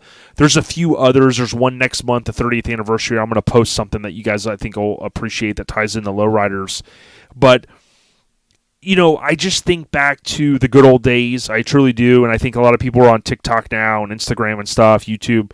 But when you think back to some of the movies that we talked about, with Cheech and Chong type stuff, and just a little bit, things were a little bit, times were easier. Let's just say it like that, right? And you could get away with some things, like you said, that you may not be able to today. And that's what I appreciate about the 70s into the 80s, even arguably into the 90s to a certain extent. Right, and and I think we're going to continue seeing that. I mean, we are, with a lot of the reality TV show and stuff, and a lot of the YouTube stuff, of course. And I think we're going to see a lot more of that in the future. Oh yeah. Now, when I made that cross post, I wanted to mention I did post it also in the Airhead Nation group, and I want to thank everybody. We had 68 comments in there, so we had a lot in the. I was in a mini truck club in the 80s and 90s, so I want to go through here and just call out anybody that I may have mentioned or missed, rather. A lot of these we did hit on, so I'll just look through here real quick. A lot of people mentioned Big Worm, so that was cool with the 61. Someone mentioned the 72 Monte Carlo from Boulevard Nights. That was Robbie, of course. Let's see what else we have. King T, that was on the front of his album cover. Corvette Summer, Ronnie Cup chimed in with the Buick Riviera, which was cool. Smokey and the Bandit, of course, Tony Boss Bolin, he's a big Smokey and the Bandit fan. Someone said Johnny Wall. Johnny says the X-Cab OBS dually at the beginning of Biker Boys had hydros on the front end. That was kind of cool. Right. Oh, I forgot about that. Yeah. Now, what about this one? Was Jason Redden, dude? So to tell me this one wasn't awesome. The lowrider car from the movie Cars. We can't not include that. Right. Yeah, I didn't even think about that, but yeah, you're right. Yeah, so that was animation, but it was awesome because it was dragging. I love that thing. Right. Someone mentioned, Jason Bruner mentioned Lowriders, the film. I don't know if this was critically acclaimed, so to speak, but I know this came out in the last 10 years. But of course, there's an Impala hopping on the front of it. Yeah, I don't think I ever saw that. I remember it being on in the theater, but I don't think I'd ever seen it. Lowriders with Theo Rossi. That's another one. What about? Okay, so I'm drawing a blank on this. This guy goes, it's a sledgehammer. This was Randy Colwell says it's a sledgehammer, and it's the tater tot, the guy that likes the tater tots. Yeah, it's Napoleon Dynamite. Yes, thank you. See, luckily that wasn't the trivia question this week. Yeah, that could have been a great trivia question. Now, I forgot to mention, this is on my list. Okay, we would have really got razzed for this one. Training Day. Tony has told me if you look close, there's some scenes you can see air, there's some scenes you can see hydros because they used a couple cars. But we all know that's a lowrider car. Hydros, that's an awesome one. Right. And, right now when we talked about the lowrider in Napoleon Dynamite, it just jarred my memory. The Selena movie. Oh, that's there's right. A lowrider. Yeah, there's anything for Selena. That car. Yeah, rest in peace, Selena. Cliff Summers, he had posted one funny one in here. A couple others. Yeah, the movie 187, Andy Sergenis mentioned the 84 to 88 Toyota. Someone says, was just out at the 30th anniversary of the filming of this movie. And, okay, that was Nick. They mentioned Gypsy Rose, which, let's not forget, Gypsy Rose, I wish I would have went to D.C. when it was displayed at the state capitol. That was pretty cool. Right, that is way cool. Now, don't kill us, because I know that's going to kind of round it out. I mean, I know some of you guys are probably slamming the dashboard right now going, damn, they didn't talk about, such and such. I could go on. I know you could, Ruben. We could go on for hours and hours and hours, but I would encourage people to go check out some of the other stuff on the internet as well as YouTube, because there's a lot out there. Maybe I'll do a video in the future, and I'll kind of do that for our YouTube channel. But certainly, Ruben, it is cool taking a little trip down memory lane. You and I both know we love this road called Memory Lane. Oh, we sure do. And you know what? When you asked me to do this, I started while I was working, I started going through stuff in my head, thinking of stuff, and there's stuff I'm forgetting. Yeah, me too. But, yeah, I mean, but it brought back a lot of good memories for me as a kid, and the movies that I saw as a kid that kind of, pushed me into this whole car thing. And, I just want to thank my parents for letting me watch some of that crap. Dude. Because, and then it's funny, it popped in my head. There's no lowriders in it, but there's a lot of cars. A movie called Used Cars. Oh, back right. Yeah. What was it, 79 or 78? Yeah, somewhere around there. The Bobs created that. Bob Zemeckis and Bob Gale. It was kind of it's a cult classic. It was a box office bomb, but of course they go on to create Back to the Future. But that was their first film, I think technically it was. Yes. And I mean, if you like cars, I mean, it's goofball comedy, I guess. It is 70s. But it's a good movie to watch and spend some time. There's a couple Lincolns in it too. That's how I know that movie. Right. Yeah, there you go. Yeah, but that's the cool thing about films and even music. My dad used to say it kind of draws a line in the sand for the time period. And again, I love researching this stuff, and certainly, we kind of did a hodgepodge deal, just kind of having fun going through it, and that's what this podcast is about.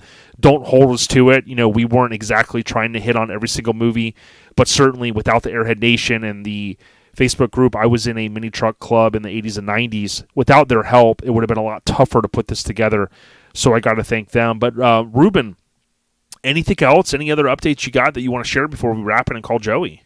Oh man, just working a lot, and this weather's been crazy.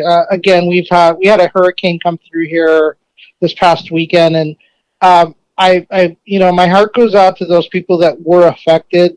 We were not. I mean, I want to say it probably started raining here maybe about 4 a.m. or so, and I'm talking like a steady drizzle, and probably about noon or so, it started coming down a little heavier and a little more steadier. No wind, no crazy winds or anything, or at least not here where I'm at. But we did get a lot of water. There was stuff that was flooded, but to the east of us, I know for a fact people out like in the Palm Springs area, they were affected. There was stuff that was flooded, and they got a lot more water than we did. But for the most part, like where I'm at, we didn't get anything. I mean, yeah, they hyped it up and they closed schools down yesterday, and but we survived it. I love the fact that you guys were safe. I know some of it is it's tough, right? Because we just had the Hawaii thing, and I haven't been really honed in on that. I know there was a lot of craziness, and there's people that are missing. I think there were several 40 some odd people that maybe perished, and then there's over 100 missing. But then you kind of had this in California. So, again, I tell people all the time, you have to get out there and do the stuff you love, because you never know. And I'll just say this, it kind of ties in. Last Saturday, we went to Portillo's, local cruise in. Angie Ellis and team kind of have it. And just to wrap this up, one of my buddies, Jason Fitzpatrick, came up there with his girl, Megan, and they had came from a funeral, and I just said, hey, I could tell that, she had been, very upset and stuff, and they still came through for a little while and hung out. And she said, I forget if it was her nephew or someone in her family. It was a Sunday within the last month, Ruben. He was driving on a big road over here, US 19, and it was like 10:40 in the morning, and he was loaded up, and he was going to like the flea market because he was in the collectible stuff. And he's just driving down the road, and some kid, I think the kid was 19, if I remember correctly. I think, and maybe I'm wrong, maybe he was 29, I may have heard that wrong, but bottom line is this person literally swerves over into the other oncoming traffic and hits him, and the guy dies. Wow. And he's just gone. And and it made me think, like, when these tragedies happen, she said he was the nicest guy. He was into his collectibles. He just loaded up, and he was, just imagine you're just going to the store, you're going wherever, and it's like literally things can change that quick. And I know a lot of us kind of go, well, you're sad for the person, but you kind of go, oh, okay, all right, I got to move on, right? But at the end of the day, like if you really stop and think about it, literally something like freak like that can happen to any of us. You know, it really could. So I'm constantly, I have my head on a swivel and say, you know, I want to get out there. I want to do the things I want to do. I'm going to be as safe as I can, right? You know, and cautionary, right, with certain things. But at the end of the day, man, like you just never know, Ruben. Right. You never. First of all, my condolences to him and his family, and sorry to hear that. Thanks, yeah, you just never know. And I mean, I've done a lot of traveling in my day, and I've seen a lot of stuff happen on the side of the road, and I've seen stuff happen in front of me. And you know, I thank God that I wasn't involved in anything, and all my travel's been safe. But you know, you really just never know. You know, whether you leave 5 minutes later or 5 minutes earlier. I mean, who's to say? You don't know. Yep. You know, and you brought up Maui, Lahaina. I've been, and it's probably my favorite spot on earth. Beautiful, wow. Beautiful island, and my heart goes out to those people. I mean, Yep. I've seen it firsthand. I know what that place looks like, and I've seen the pictures of what's gone. Yep. And it's just, it's mind blowing. It's just all this devastation. But you know, I'm not religious. I'm spiritual, and through all that one little Catholic church in the middle of Lahaina is still standing. Yeah, it's like wow. It's like how. Yeah, and I've actually been inside that church, and you know, it's been there for years, and I feel for those people. Yeah. Well, get out there, live your life, be safe, do the things you want to do, as long as you're not hurting anybody else, right? Is what I always say. You know, do the things you want to do, right? But right. With that being said, Ruben, again, I would encourage people to check out C1500 Nonsense. I told everyone earlier, CNS Metalworks. Well, I'll tell them in the future here on the episode, depending on how long it takes. But cs-metalworks.com. You can hit them up if you guys need parts, right, Ruben? They can call Chris, or if they want to have Chris and team bag their vehicle. Whatever you need, parts, information, you know, questions about anything, give us a call. Always appreciate you, Ruben. Ruben Arteaga. Stay on the rise, brother, and we'll talk more lowriders here, I'm sure, in the future, brother. Thanks for everything, man, and we out. We got you. Let's keep on keeping on. All right, thanks, Ruben. Man, that was a lot of fun talking about. I mean, we could really do a whole episode, and that's kind of what I had planned, but because we had so much to talk about with the Spark Show, we just couldn't not talk about all that other stuff with Mike. So as I wind it down, I just want to remind people, if you go to ourlifestylepodcast.com, there is on the left side, you can click on the official OLP show calendar, and then you can click here where it says click here to subscribe. And when you do that, you will be taken to an option to subscribe to our digital calendar. It's totally free, and it's basically iCloud. And on iCloud, what I do is I spend the time and I go through and I add all of these shows. So once again, I'm not going to go through all of these right now, simply because it's going to be a long episode and there's already a lot that we're covering. Now, if I look at the scope here for the next couple of weeks, this weekend you have Revolution, Kentucky. We talked to Steve about that. You also have, if you're in the Pacific Northwest, please get out to Sittin' Pretty, SummerSlam, SITTIN, Pretty, PRETTI.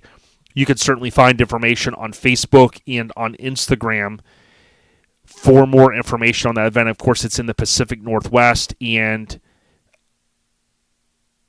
Craig and those guys have done a lot to bring this show back, so I'm super excited for them. Hoping to see some good photos from there. Robbie with Static Nationals, you got that the 8th and 9th of September. That's at Rogersville City Park, so I hope that you guys can make it out there. That weekend is also going to be pretty busy because you're going to have Dropped and Destroyed 20th annual event in Uniontown, Ohio, and then River Slam is also in Chattanooga that same Saturday, 9/9/2023. Sparks in the Park is that next weekend, the 15th, 16th, 17th, and that is in Niceville, Florida. And then 2 weeks after Sparks in the Park, you have September 30th is Fair Enough.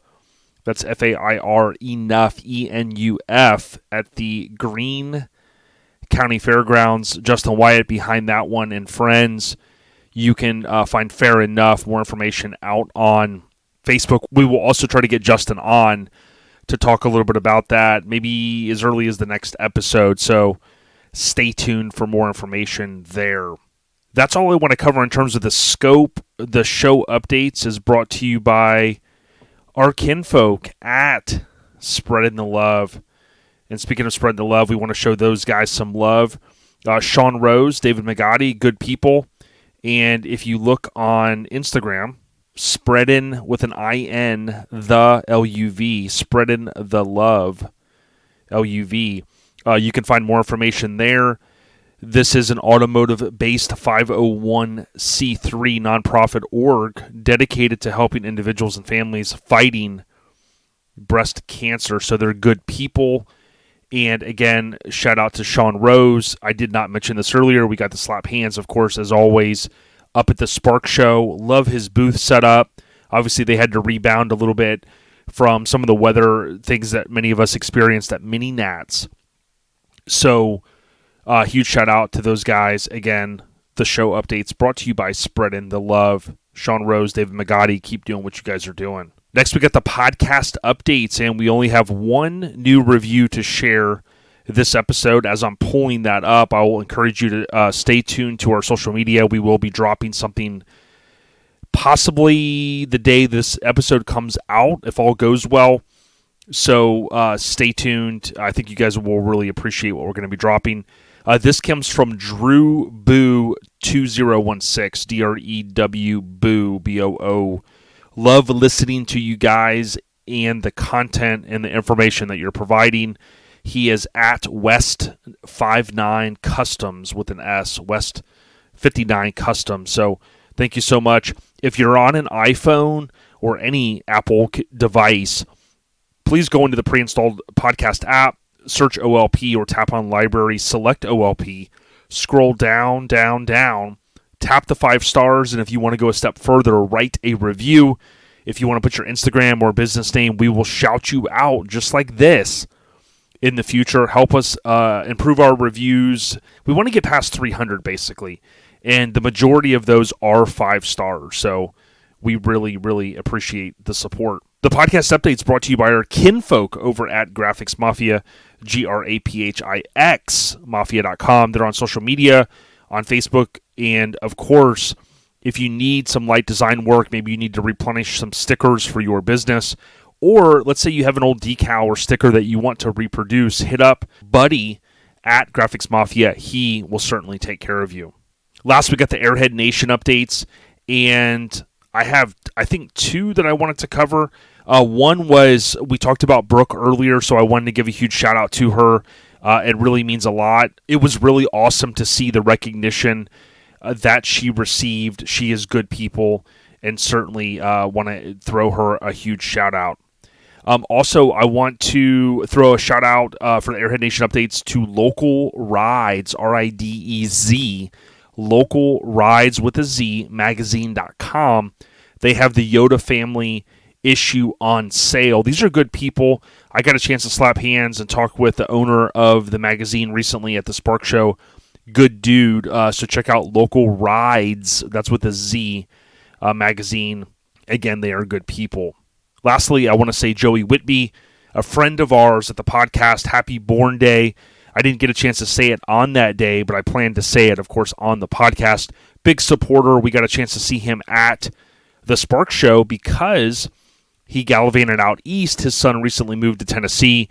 He went to visit his son, and oh, by the way, 2 birds with 1 stone. He also gallivanted down to the Spark Show, so it was great slapping hands. We didn't get a lot of chance to hang out that weekend because he was doing the son thing, but Joey would definitely appreciate your support. The Airhead Nation updates brought to you by CNS Metalworks. It's cs-metalworks.com if you want to link up with those guys. cs-metalworks.com. They're also on Instagram. Look up Chris and team if you need AccuAir, airlift, solenoids. Maybe you want to bag your vehicle. Get at the fine folks over in Corona, California. CNS Metalworks with an S. Good people. Now, as always, I could be forgetting something. If I do, I apologize. Of course, this is kind of a long episode. We are now going to roll in to the audio with Joey. If you're new to the podcast, consider subscribing. Just hit subscribe. It's free, or follow however you're listening to this podcast. We really appreciate it. And let us know what you think by leaving a 5-star review. Stay on the rise, everyone. We out ya.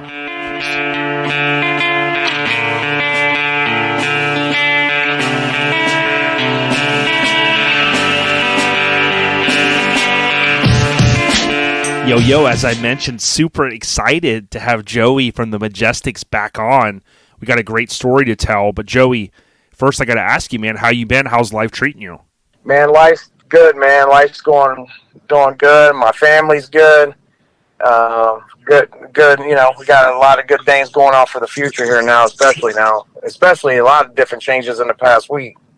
Yeah, for sure. And I want to give a shout out to my homie Vic. He kind of put me on game over this past weekend or so, that he said, hey, did you get the news? And I hadn't heard. And he goes, well, yo, let me drop it on you. He goes, usually you're dropping the intel on me. And he goes, Joey from Majestics, this deal went down where he sold his car. And at first I thought he was like, ribbing me, like, don't tell me a joke. And I was like, dude, that's awesome.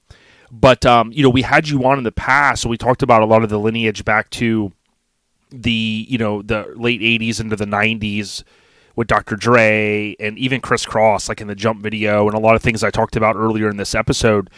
But talk to us a little bit about, like, okay, so we laid the foundation of this badass lowrider that you had. Talk to us about how this deal goes down. Does someone reach out to you, and how does that work? So yeah, when I built Game Changer 64, man, I told myself, I says, I'm never going to put a for sale sign in the window. I'm never going to advertise it for sale.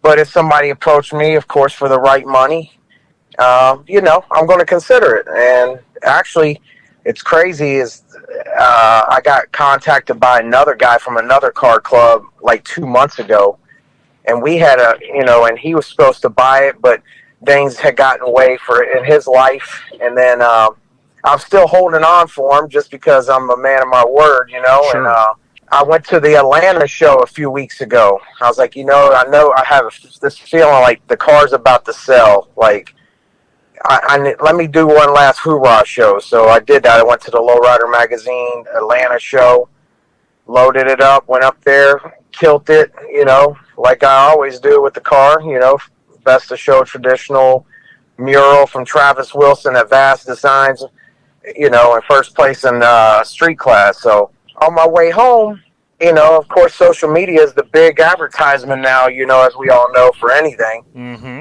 And I'm looking at my Instagram, and I'm scrolling through it, and I see a post from this guy out in Vegas, Cracker 57.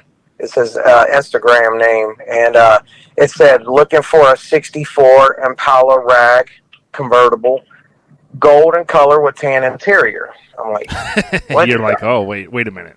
I'm like, what are the odds of this? I'm like, but then, like I said, I had this other deal going, so I was like, I'm not going to entertain it. Let me not entertain it or whatever. So I drove up there and back by myself. And I'm like, had this on my mind, and coincidentally, like 2 days later, Cracker hits me up on Instagram, like, hey, I got somebody that's looking for your type of car, and what are you wanting for it? So I had told him, look, there's an offer on the table. If you guys want to, come up off that offer and make me something, to drop the first deal, let's talk. And mind you, the first guy had never paid a deposit or anything, so I don't want nobody thinking like, sure, I dropped it, like backed out on a guy that gave me a deposit. Right. Yeah, you wouldn't do that. I got you. So yeah, that makes sense if he comes up on it. I sent a bunch of photos. The guy that is actually interested in the car contacts me. We have conversation back and forth regarding the price. He didn't like my first price. So he called, and he was like, all right. He goes, well, if the guy backs out, let me know. I said, okay. And then, 15, 20 minutes later, he calls me back, makes me offer I can't refuse. And he tells me, all right, well, I'm going to be there Thursday. I said, okay. And Thursday came around.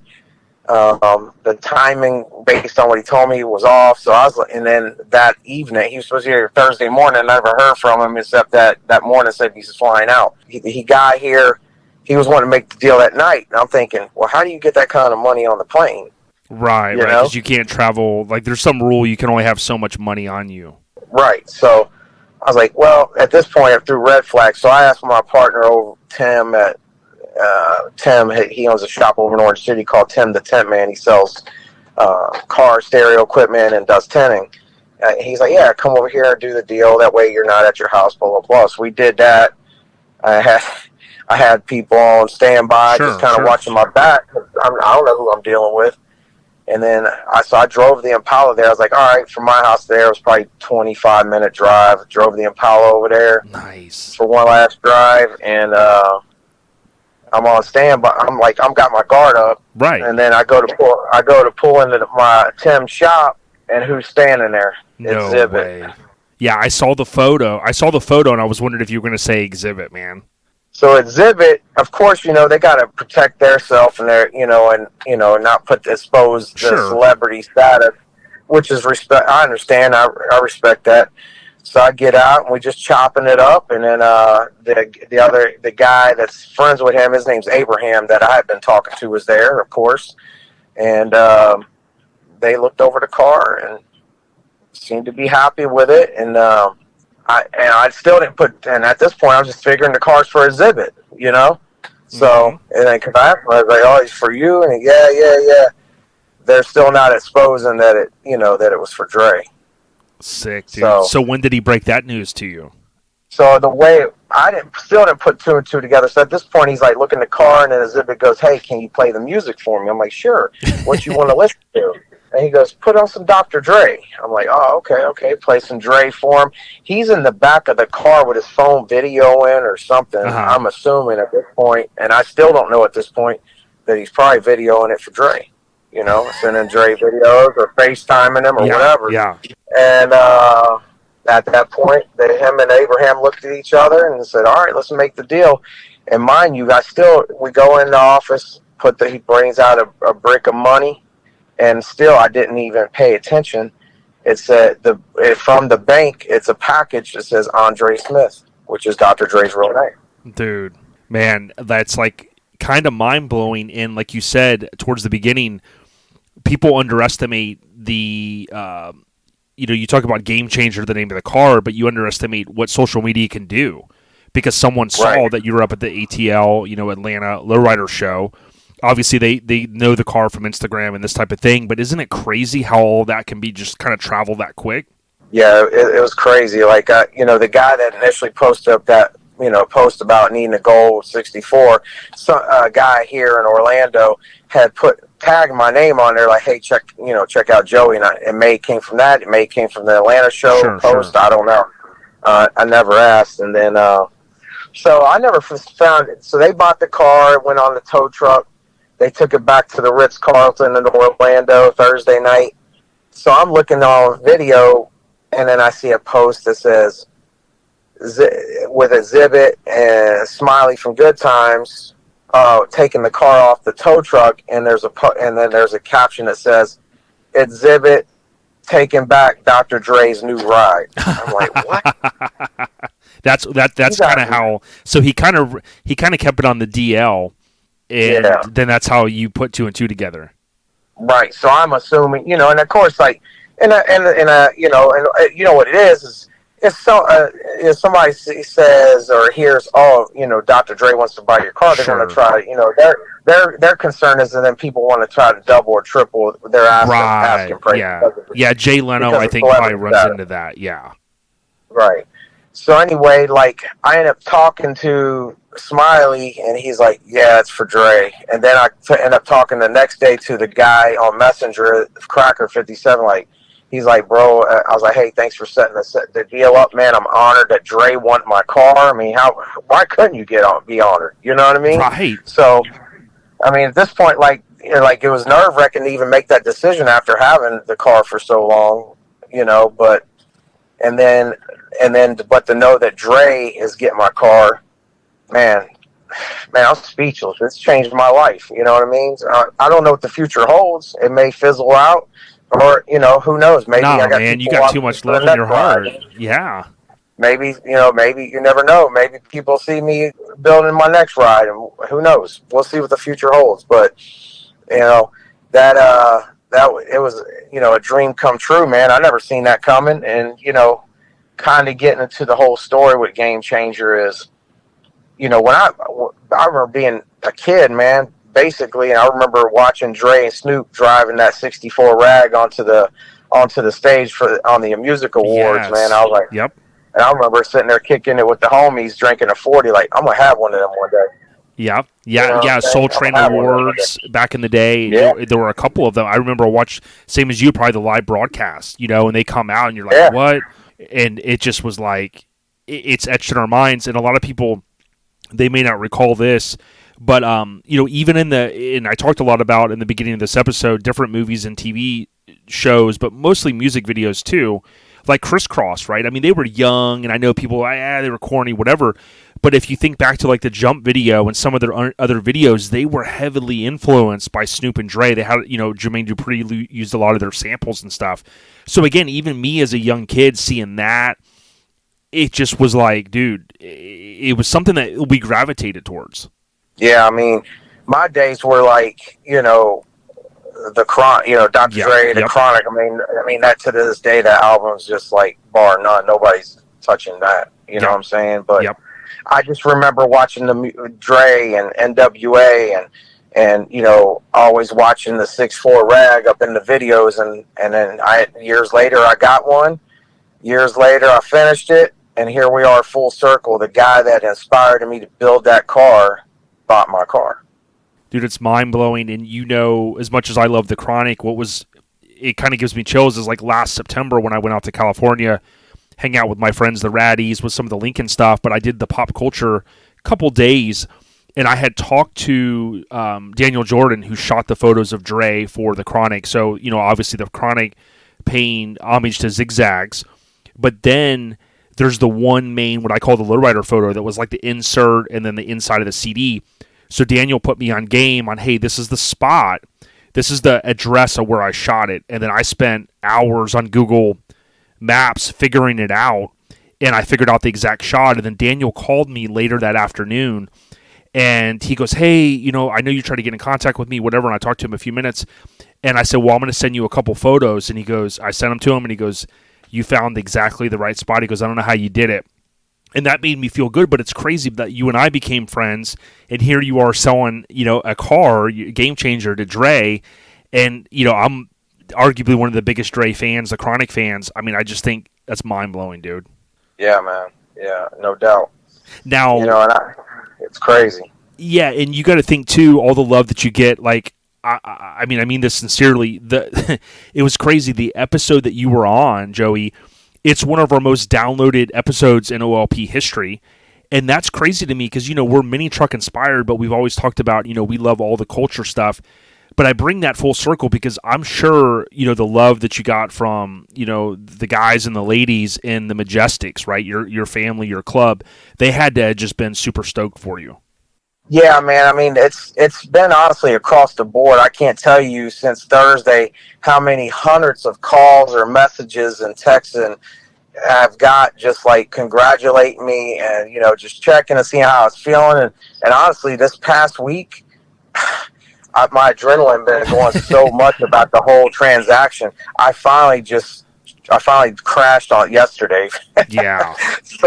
But it's still like even after the transaction, I had my vice president with me for the Daytona chapter, Jeremy, man. And when we left Tim's shop, we were like in silence, like, what just happened?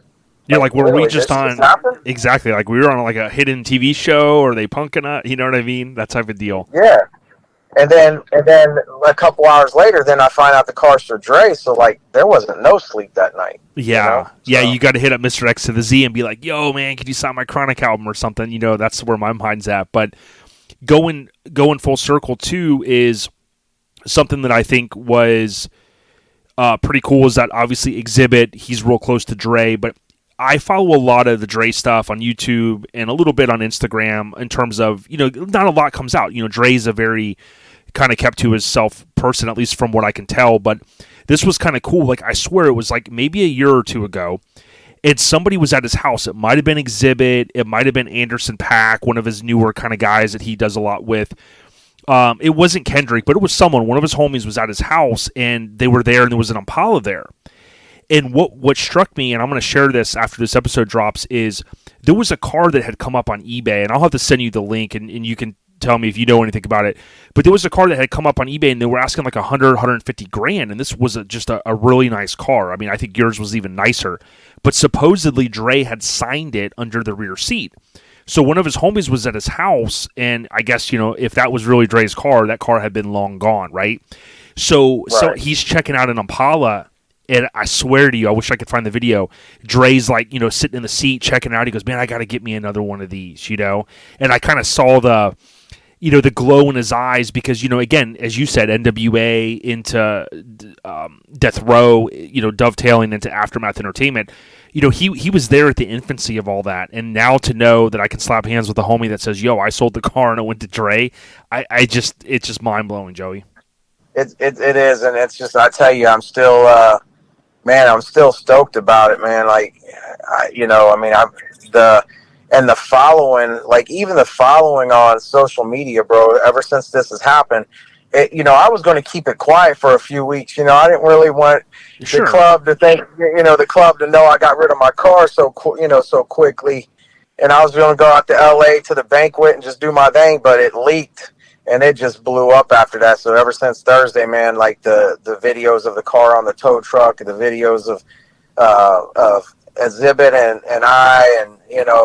man, I can't tell you the love I've gotten from friends, family, even people in the whole car scene. It's been crazy, the man. Car community, yeah. We got to tie this in, of course. It just seems like yesterday, Super Bowl goes down in Los Angeles. Dre and team, they go on to perform. They win. I think it was an Emmy. It was they win awards for this performance. I mean, it was really over the top. Of course, the lowriders are tied into it, and it seemed to. I know things are with inflation. It's a little crazy these days, but when those after that show, there was so many people that were just like. I mean, you had guys from like I'm a white dude from Land O'Lakes, right? But I mean, you had guys that like weren't even car guys. They're like, yo, man. It really helped to me, in my mind. It helped put like lowriders have been in the forefront for a long time. Movies, TV. We talked about it earlier in this episode, but to me, Joey, it really even thrust lowriders back into the mix where people were just like, "Damn, I want me a '64 Impala." So it's really cool to me that you worked so hard to put this together. Blood, sweat, and tears. The sacrifices that we all make to finish a big project, and for you to get over this hump and have the smile on your face and go, yo, I did that, man, dude, total salute, brother. Thank you, man. And then, not a lot of people can say it, but like, I mean, I had that car for over 20 years. I didn't have it built in 20 years, but I bought that car. If you, and a lot of guys there locally know, I bought that car over 20 years ago in Pinellas Park from the guys who used to own Boulevard Customs. I always wondered that because I didn't know those guys, but I remember that shop, back in the early 2000s. I remember going there one time, and, they always had very, very high-end stuff. So I'm guessing I may have even seen it back in the day. Yeah, I mean, it was in pieces when I bought it. Literally, the body was just sitting on the frame. Yep. And, what happened was, Lowrider was popping, and then the big rim stuff started, and then I think they kind of went that angle when the car just set, and then that's back when I said, I'm going to get, and then I did a Lowrider show with my club members from Majestics, and one of our members had just finished his 64 rag, and I was like, damn, man, I got to get one of them. Like, my childhood was coming back to me, even though I was young then, but my childhood was coming back to me, like, damn, I said I was going to get one with my friend Jimbo from Fly Customs. Yeah, I saw Jimbo this past weekend, yep. Yeah, Jimbo found the car for me. He's Wow. like, I know where one's at. And that's what happened. And, yeah, so we we went and bought it. I had to go up in the roof of that Boulevard Customs and get all these boxes. It was like big rim boxes full of parts for that car.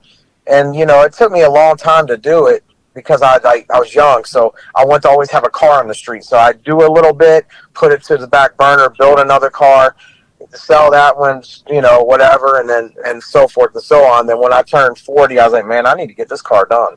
Yeah, I remember you said that. Yeah. Yeah, sometimes it's like, the sacrifices that we make to be able to go, hey, I want to make it happen. So something I wanted to bring up, a lot of people tend to think, and like even me as a mini trucker, a lot of us, we build these high-end trucks and we kind of go, it's a show truck, I don't drive it. The way I see a lot of lowrider guys and ladies is they roll their stuff. I mean, even cars that are 300, 400, 500 grand and plus, and your high-end build, whatever that number was, that to me reinforces like the word cruising in the lowrider community is unparalleled. And your car, like you said, that last 25-minute drive or 25-mile drive, man, this car wasn't afraid to roll. Nah, man, that thing was, I tell you what, it was like my nicest car that I ever built, but it was the most smoothest one I ever built. Like, man, you could get that thing, turn the key on and cruise, and I had my vision. Like when I built something, I got a vision what it's going to look like, how it's going to go, and the Game Changer was all that. Yep. So. Yep. And do you think like the accumulators, I always say that word wrong. I think accumulators are those things that you have on a lot of guys run those. Does that help? That dampers it, right? Helps?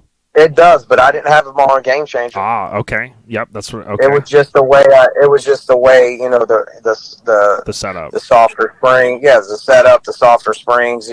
Some guys putting them 4 or 5 ton springs in them, man, because they want to hop. But I wasn't about like hopping that car. I just want to ride. Yep. Now I got to ask you this as we start to wind it down here about this awesome story.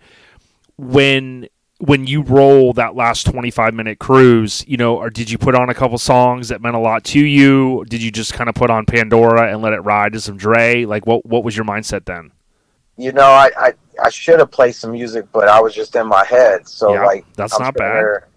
So I was just kind of like taking it all in for the last time. Like, the ride, the way it sounded, the way it looked. I even like Wednesday, knowing they were flying in Thursday, not even knowing who was coming in on Thursday. Wednesday night, I even sit out in the garage. Now, I did sit out in the garage Wednesday night and played quite a few songs and just had a few beers and had some time to myself. So I had that time Wednesday, and then just the drive up Thursday night, man, just kind of was just taking it all in for the last time. Yeah, I hear you. Now, my buddy Ruben and I and Mike, we talked a little bit about in this episode, some of our favorite, maybe most iconic. I mean, you mentioned the Dre, which I think is always number one for me for music videos, whether it's Let Me Ride or G-Thang. Do you ever think of like one particular movie? I know Gypsy Rose was in a movie here and there as well. Was there any one car, maybe besides the Dre videos, that stuck in your head that you could think of from a movie or TV show that always was with you there? Absolutely. The 63 from Boys in the Hood. I mean, look at my car. I mean, look at my car. Mine was like, not that I was building my car exactly like that, because it wasn't like that. The color, it just struck in my head.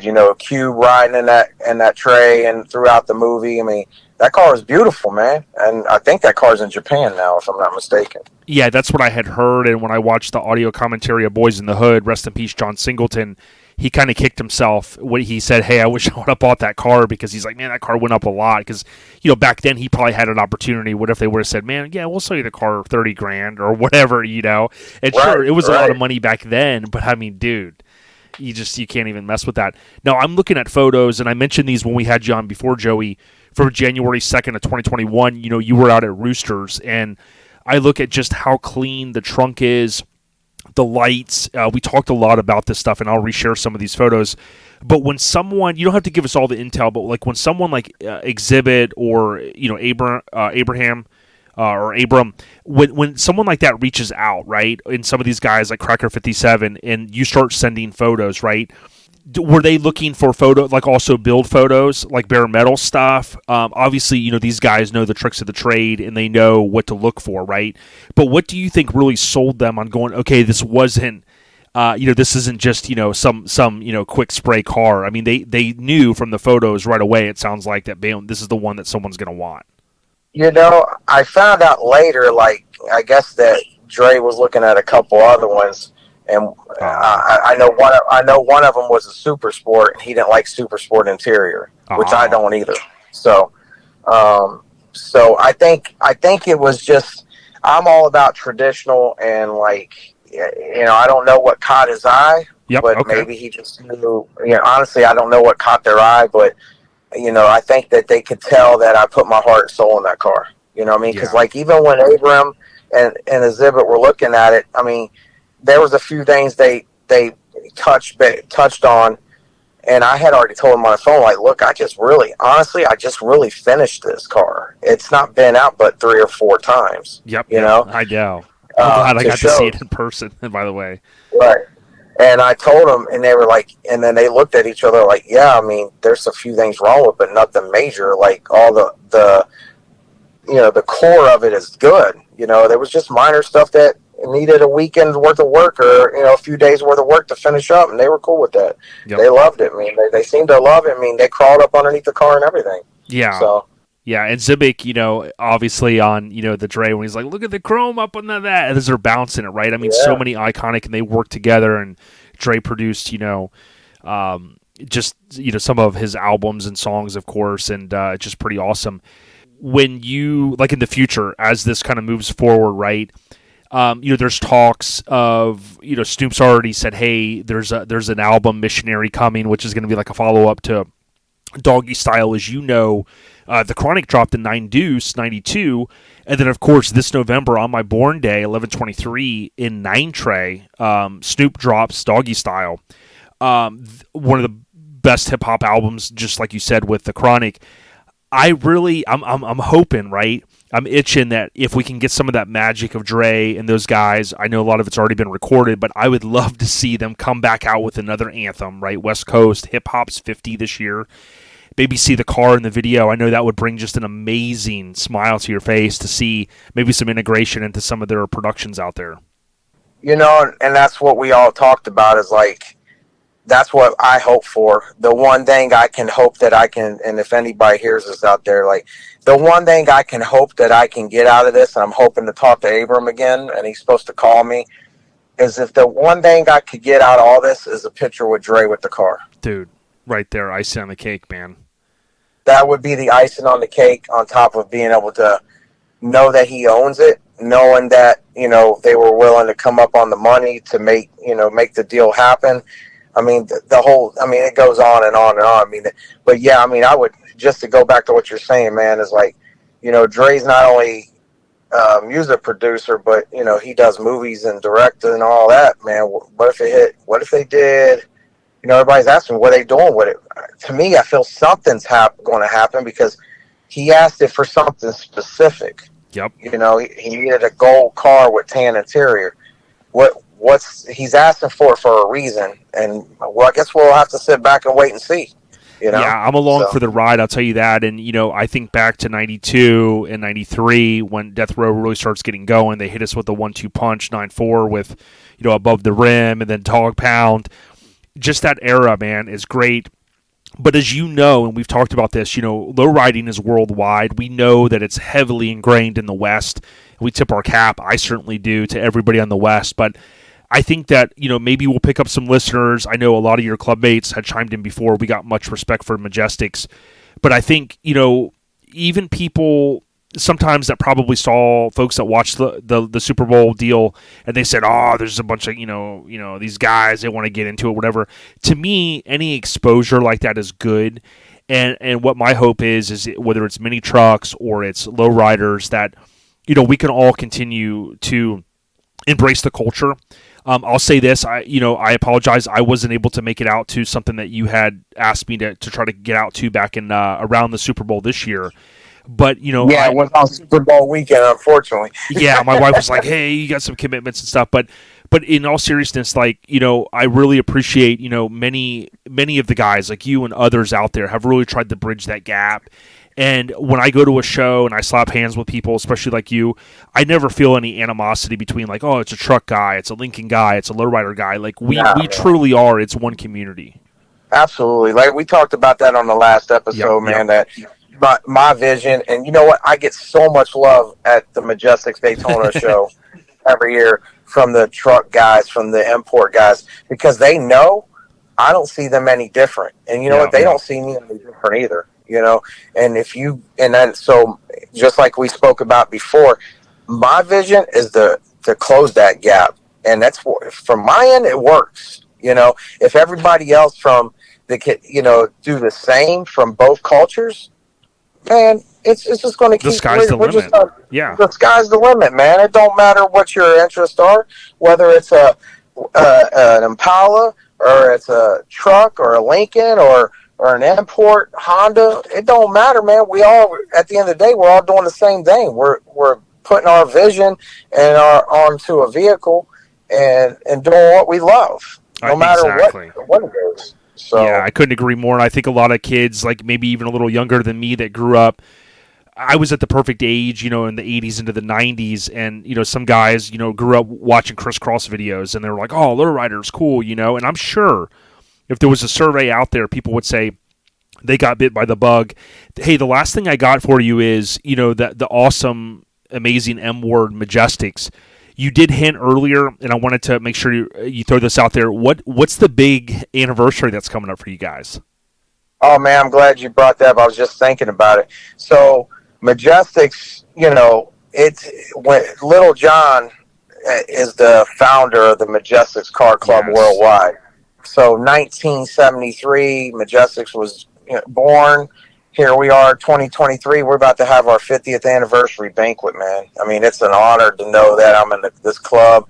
And what John built this club on was all walks of life. Like when we're talking about race, like that was a big thing back then, And his vision was, it don't matter what color you are. He wanted to bring the culture together, the traditional lowrider culture together, and we did that. 50 years later, we did that. We got all walks of life, from guys from Paris to Japan to to Canada. You name it. Of course, it's California based, so we got the blacks, the whites, the Mexicans, Puerto Rican. It don't matter, man. That was John's vision, and it's happening, man. We all get along. We're all family. Yeah, 1,000. And I want to give, if you guys get a chance, look up Joey Majestics on Instagram. Also Majestics with an S_founder. Now, John, I don't always watch, these longer videos. I think I mentioned this to you before on Instagram. Some guys don't keep your attention, whatever, but I've watched some of his longer videos, and John's really passionate. He often will share his unfiltered opinions about where lowriding has come for his 50 years in terms of, what he's seen, some of the things on the scene with, shows, kind of stepping on each other's toes sometimes. Lowrider guys travel in packs a lot, and he's very unfiltered with giving real deal feedback. But I will say this: 50 years. If anybody sees, also like Majestics Paris, they posted Majestics Worldwide 50th anniversary. Thank you to the Majestics founder, Lil John. We wouldn't be here without you. So again, that whole W word, worldwide. Dub. That's true with the Majestics, and again, I think it really pays homage, just like hip hop does in many ways. Hip hop is they're celebrating the 50th too. That really, at the end of the day, it's all for the greater thing of this culture that we all love, man. Yeah, I mean it's and then not only is it carry out with all of us as one, as worldwide, man. Like with me and most of my guys, like this is a family affair. Like with me, like, I want to thank my wife, man. Like she's a member actually. Like we're building her a car right now. She's part of it. She participates in it. My kids love it, man. Like, it's a family affair, and I'm sure a lot of the other cultures, like the mini trucking and so forth and so on, they're all the same way as well. So. Yeah, and in closing, I will say, look, man, I really appreciate you saying that, and I think, to have it a family affair But I tell you, you know, the world we live in now with the nostalgia so popular, whether it's someone wanting to low ride, you know, seeing the stuff on the Super Bowl, who would have ever thought that? You know, seeing Dre and Snoop doing their thing, but also hip hop getting all, you know, these guys getting the flowers. You know, oftentimes, one of my favorite rappers, Crooked I, also known as King Crooked, you know, he says, give people their flowers while they're still here, right? Let's not celebrate people when they pass. I mean, sure, when they pass away, like, hey, let's show them love. But at the same time, if there's someone that's inspired you, you know, I encourage people, get out there and say, yo, bump fist, slap hands and say, yo, you helped me, or, you know, you inspired me. You know what I'm saying? And maybe one day I'll get to meet Dre and kind of tell him that as well. But, dude, I salute you, man. I'm so happy for you. And when you commented back and said, yo, let's tell the quick story on the podcast, I was like, bro, let's punch you right. You know, right. I got 2 tickets to paradise on the podcast. So, hey, man, that's, you know what? And it's an honor to be on the podcast, man. Thanks for having me again. Like, I hope this ain't the last one, man. We keep this thing going for years to come, man. So. Dude, if this is the last one, we got problems, because that means Joey ain't going to be building, and I know those words are not in your blood, my friend. Oh, man. We are, hey, listen, I don't let the grass grow underneath my feet. I'm already on a mission, bro. Me and my wife we're in and out, and we already looking. We already got something, our eye on something, and we're going to finish her Cadillac, and, man, my wife, Angelica, man, she's a trooper and stands by me through all this. Like, being a president of a car club as big as Majestics, man, you got to have your significant other on board. It just don't work. So real deal. When she finishes the Cadillac, let her know we want to have Angelica on. I would encourage everyone, again, check out the Majestics, the different members, as well as Joey on Instagram. Majestics with an S worldwide hashtag. Tap on that. Almost 10,000 posts. And we salute you guys. Have a good 50th. And Joey will be sharing some photos, and let's hope that Dre drops another anthem, man. We need it. You know what I'm saying? Absolutely, man. Just want to say shout out to all my Majestics Daytona Beach members too, man. You know, these guys are, you know, they're A1, man. So, you know, they supported me through this whole transaction too. So thanks again, fellas.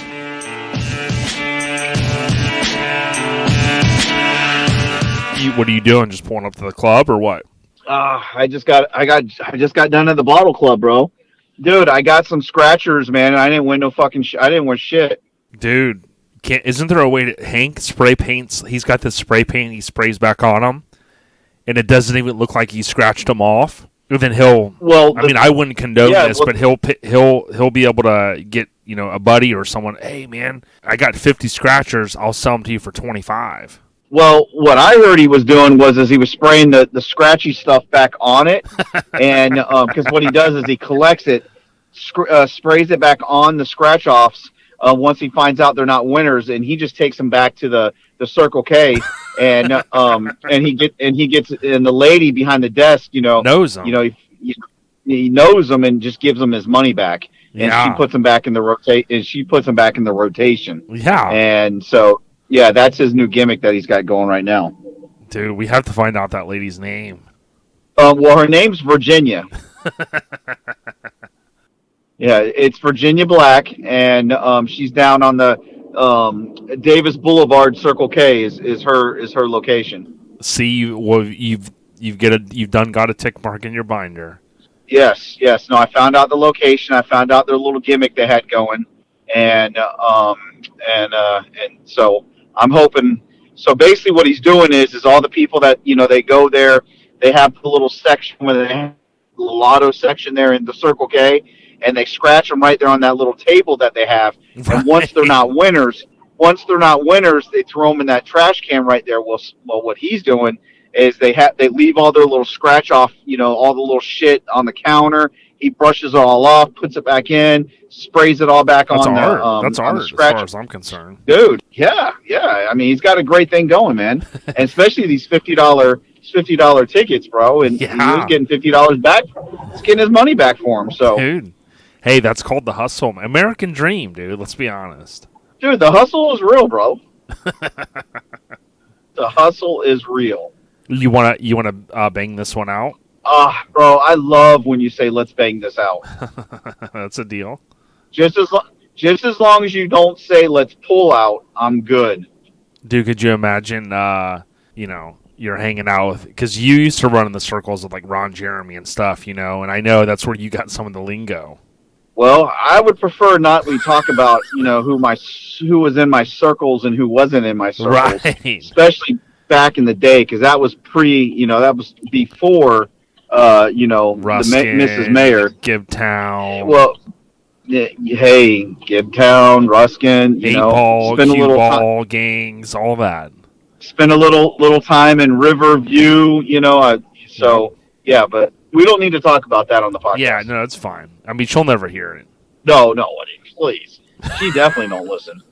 Hey, but at least you got her saying scratchers now. Yeah, that's a proud friend moment, I'll say. I don't know if I told you the story, but she was at Publix and she's like, "Oh, can I get change? I got to get my husband some scratchers." Yeah. And the lady looked at her like, "Excuse me?" And she goes, "I got to get my husband some scratchers." And she goes, "Oh, what are you referring to?" And she goes, "Lotto tickets. I got to get him some scratchers." And the lady kind of looked at her like, and she can learn the lady that, when you rip off, when you open your Michelob Light later, you take the little deal, right? You kind of just, just pop that bad boy off, and then that's you don't need a penny, dude.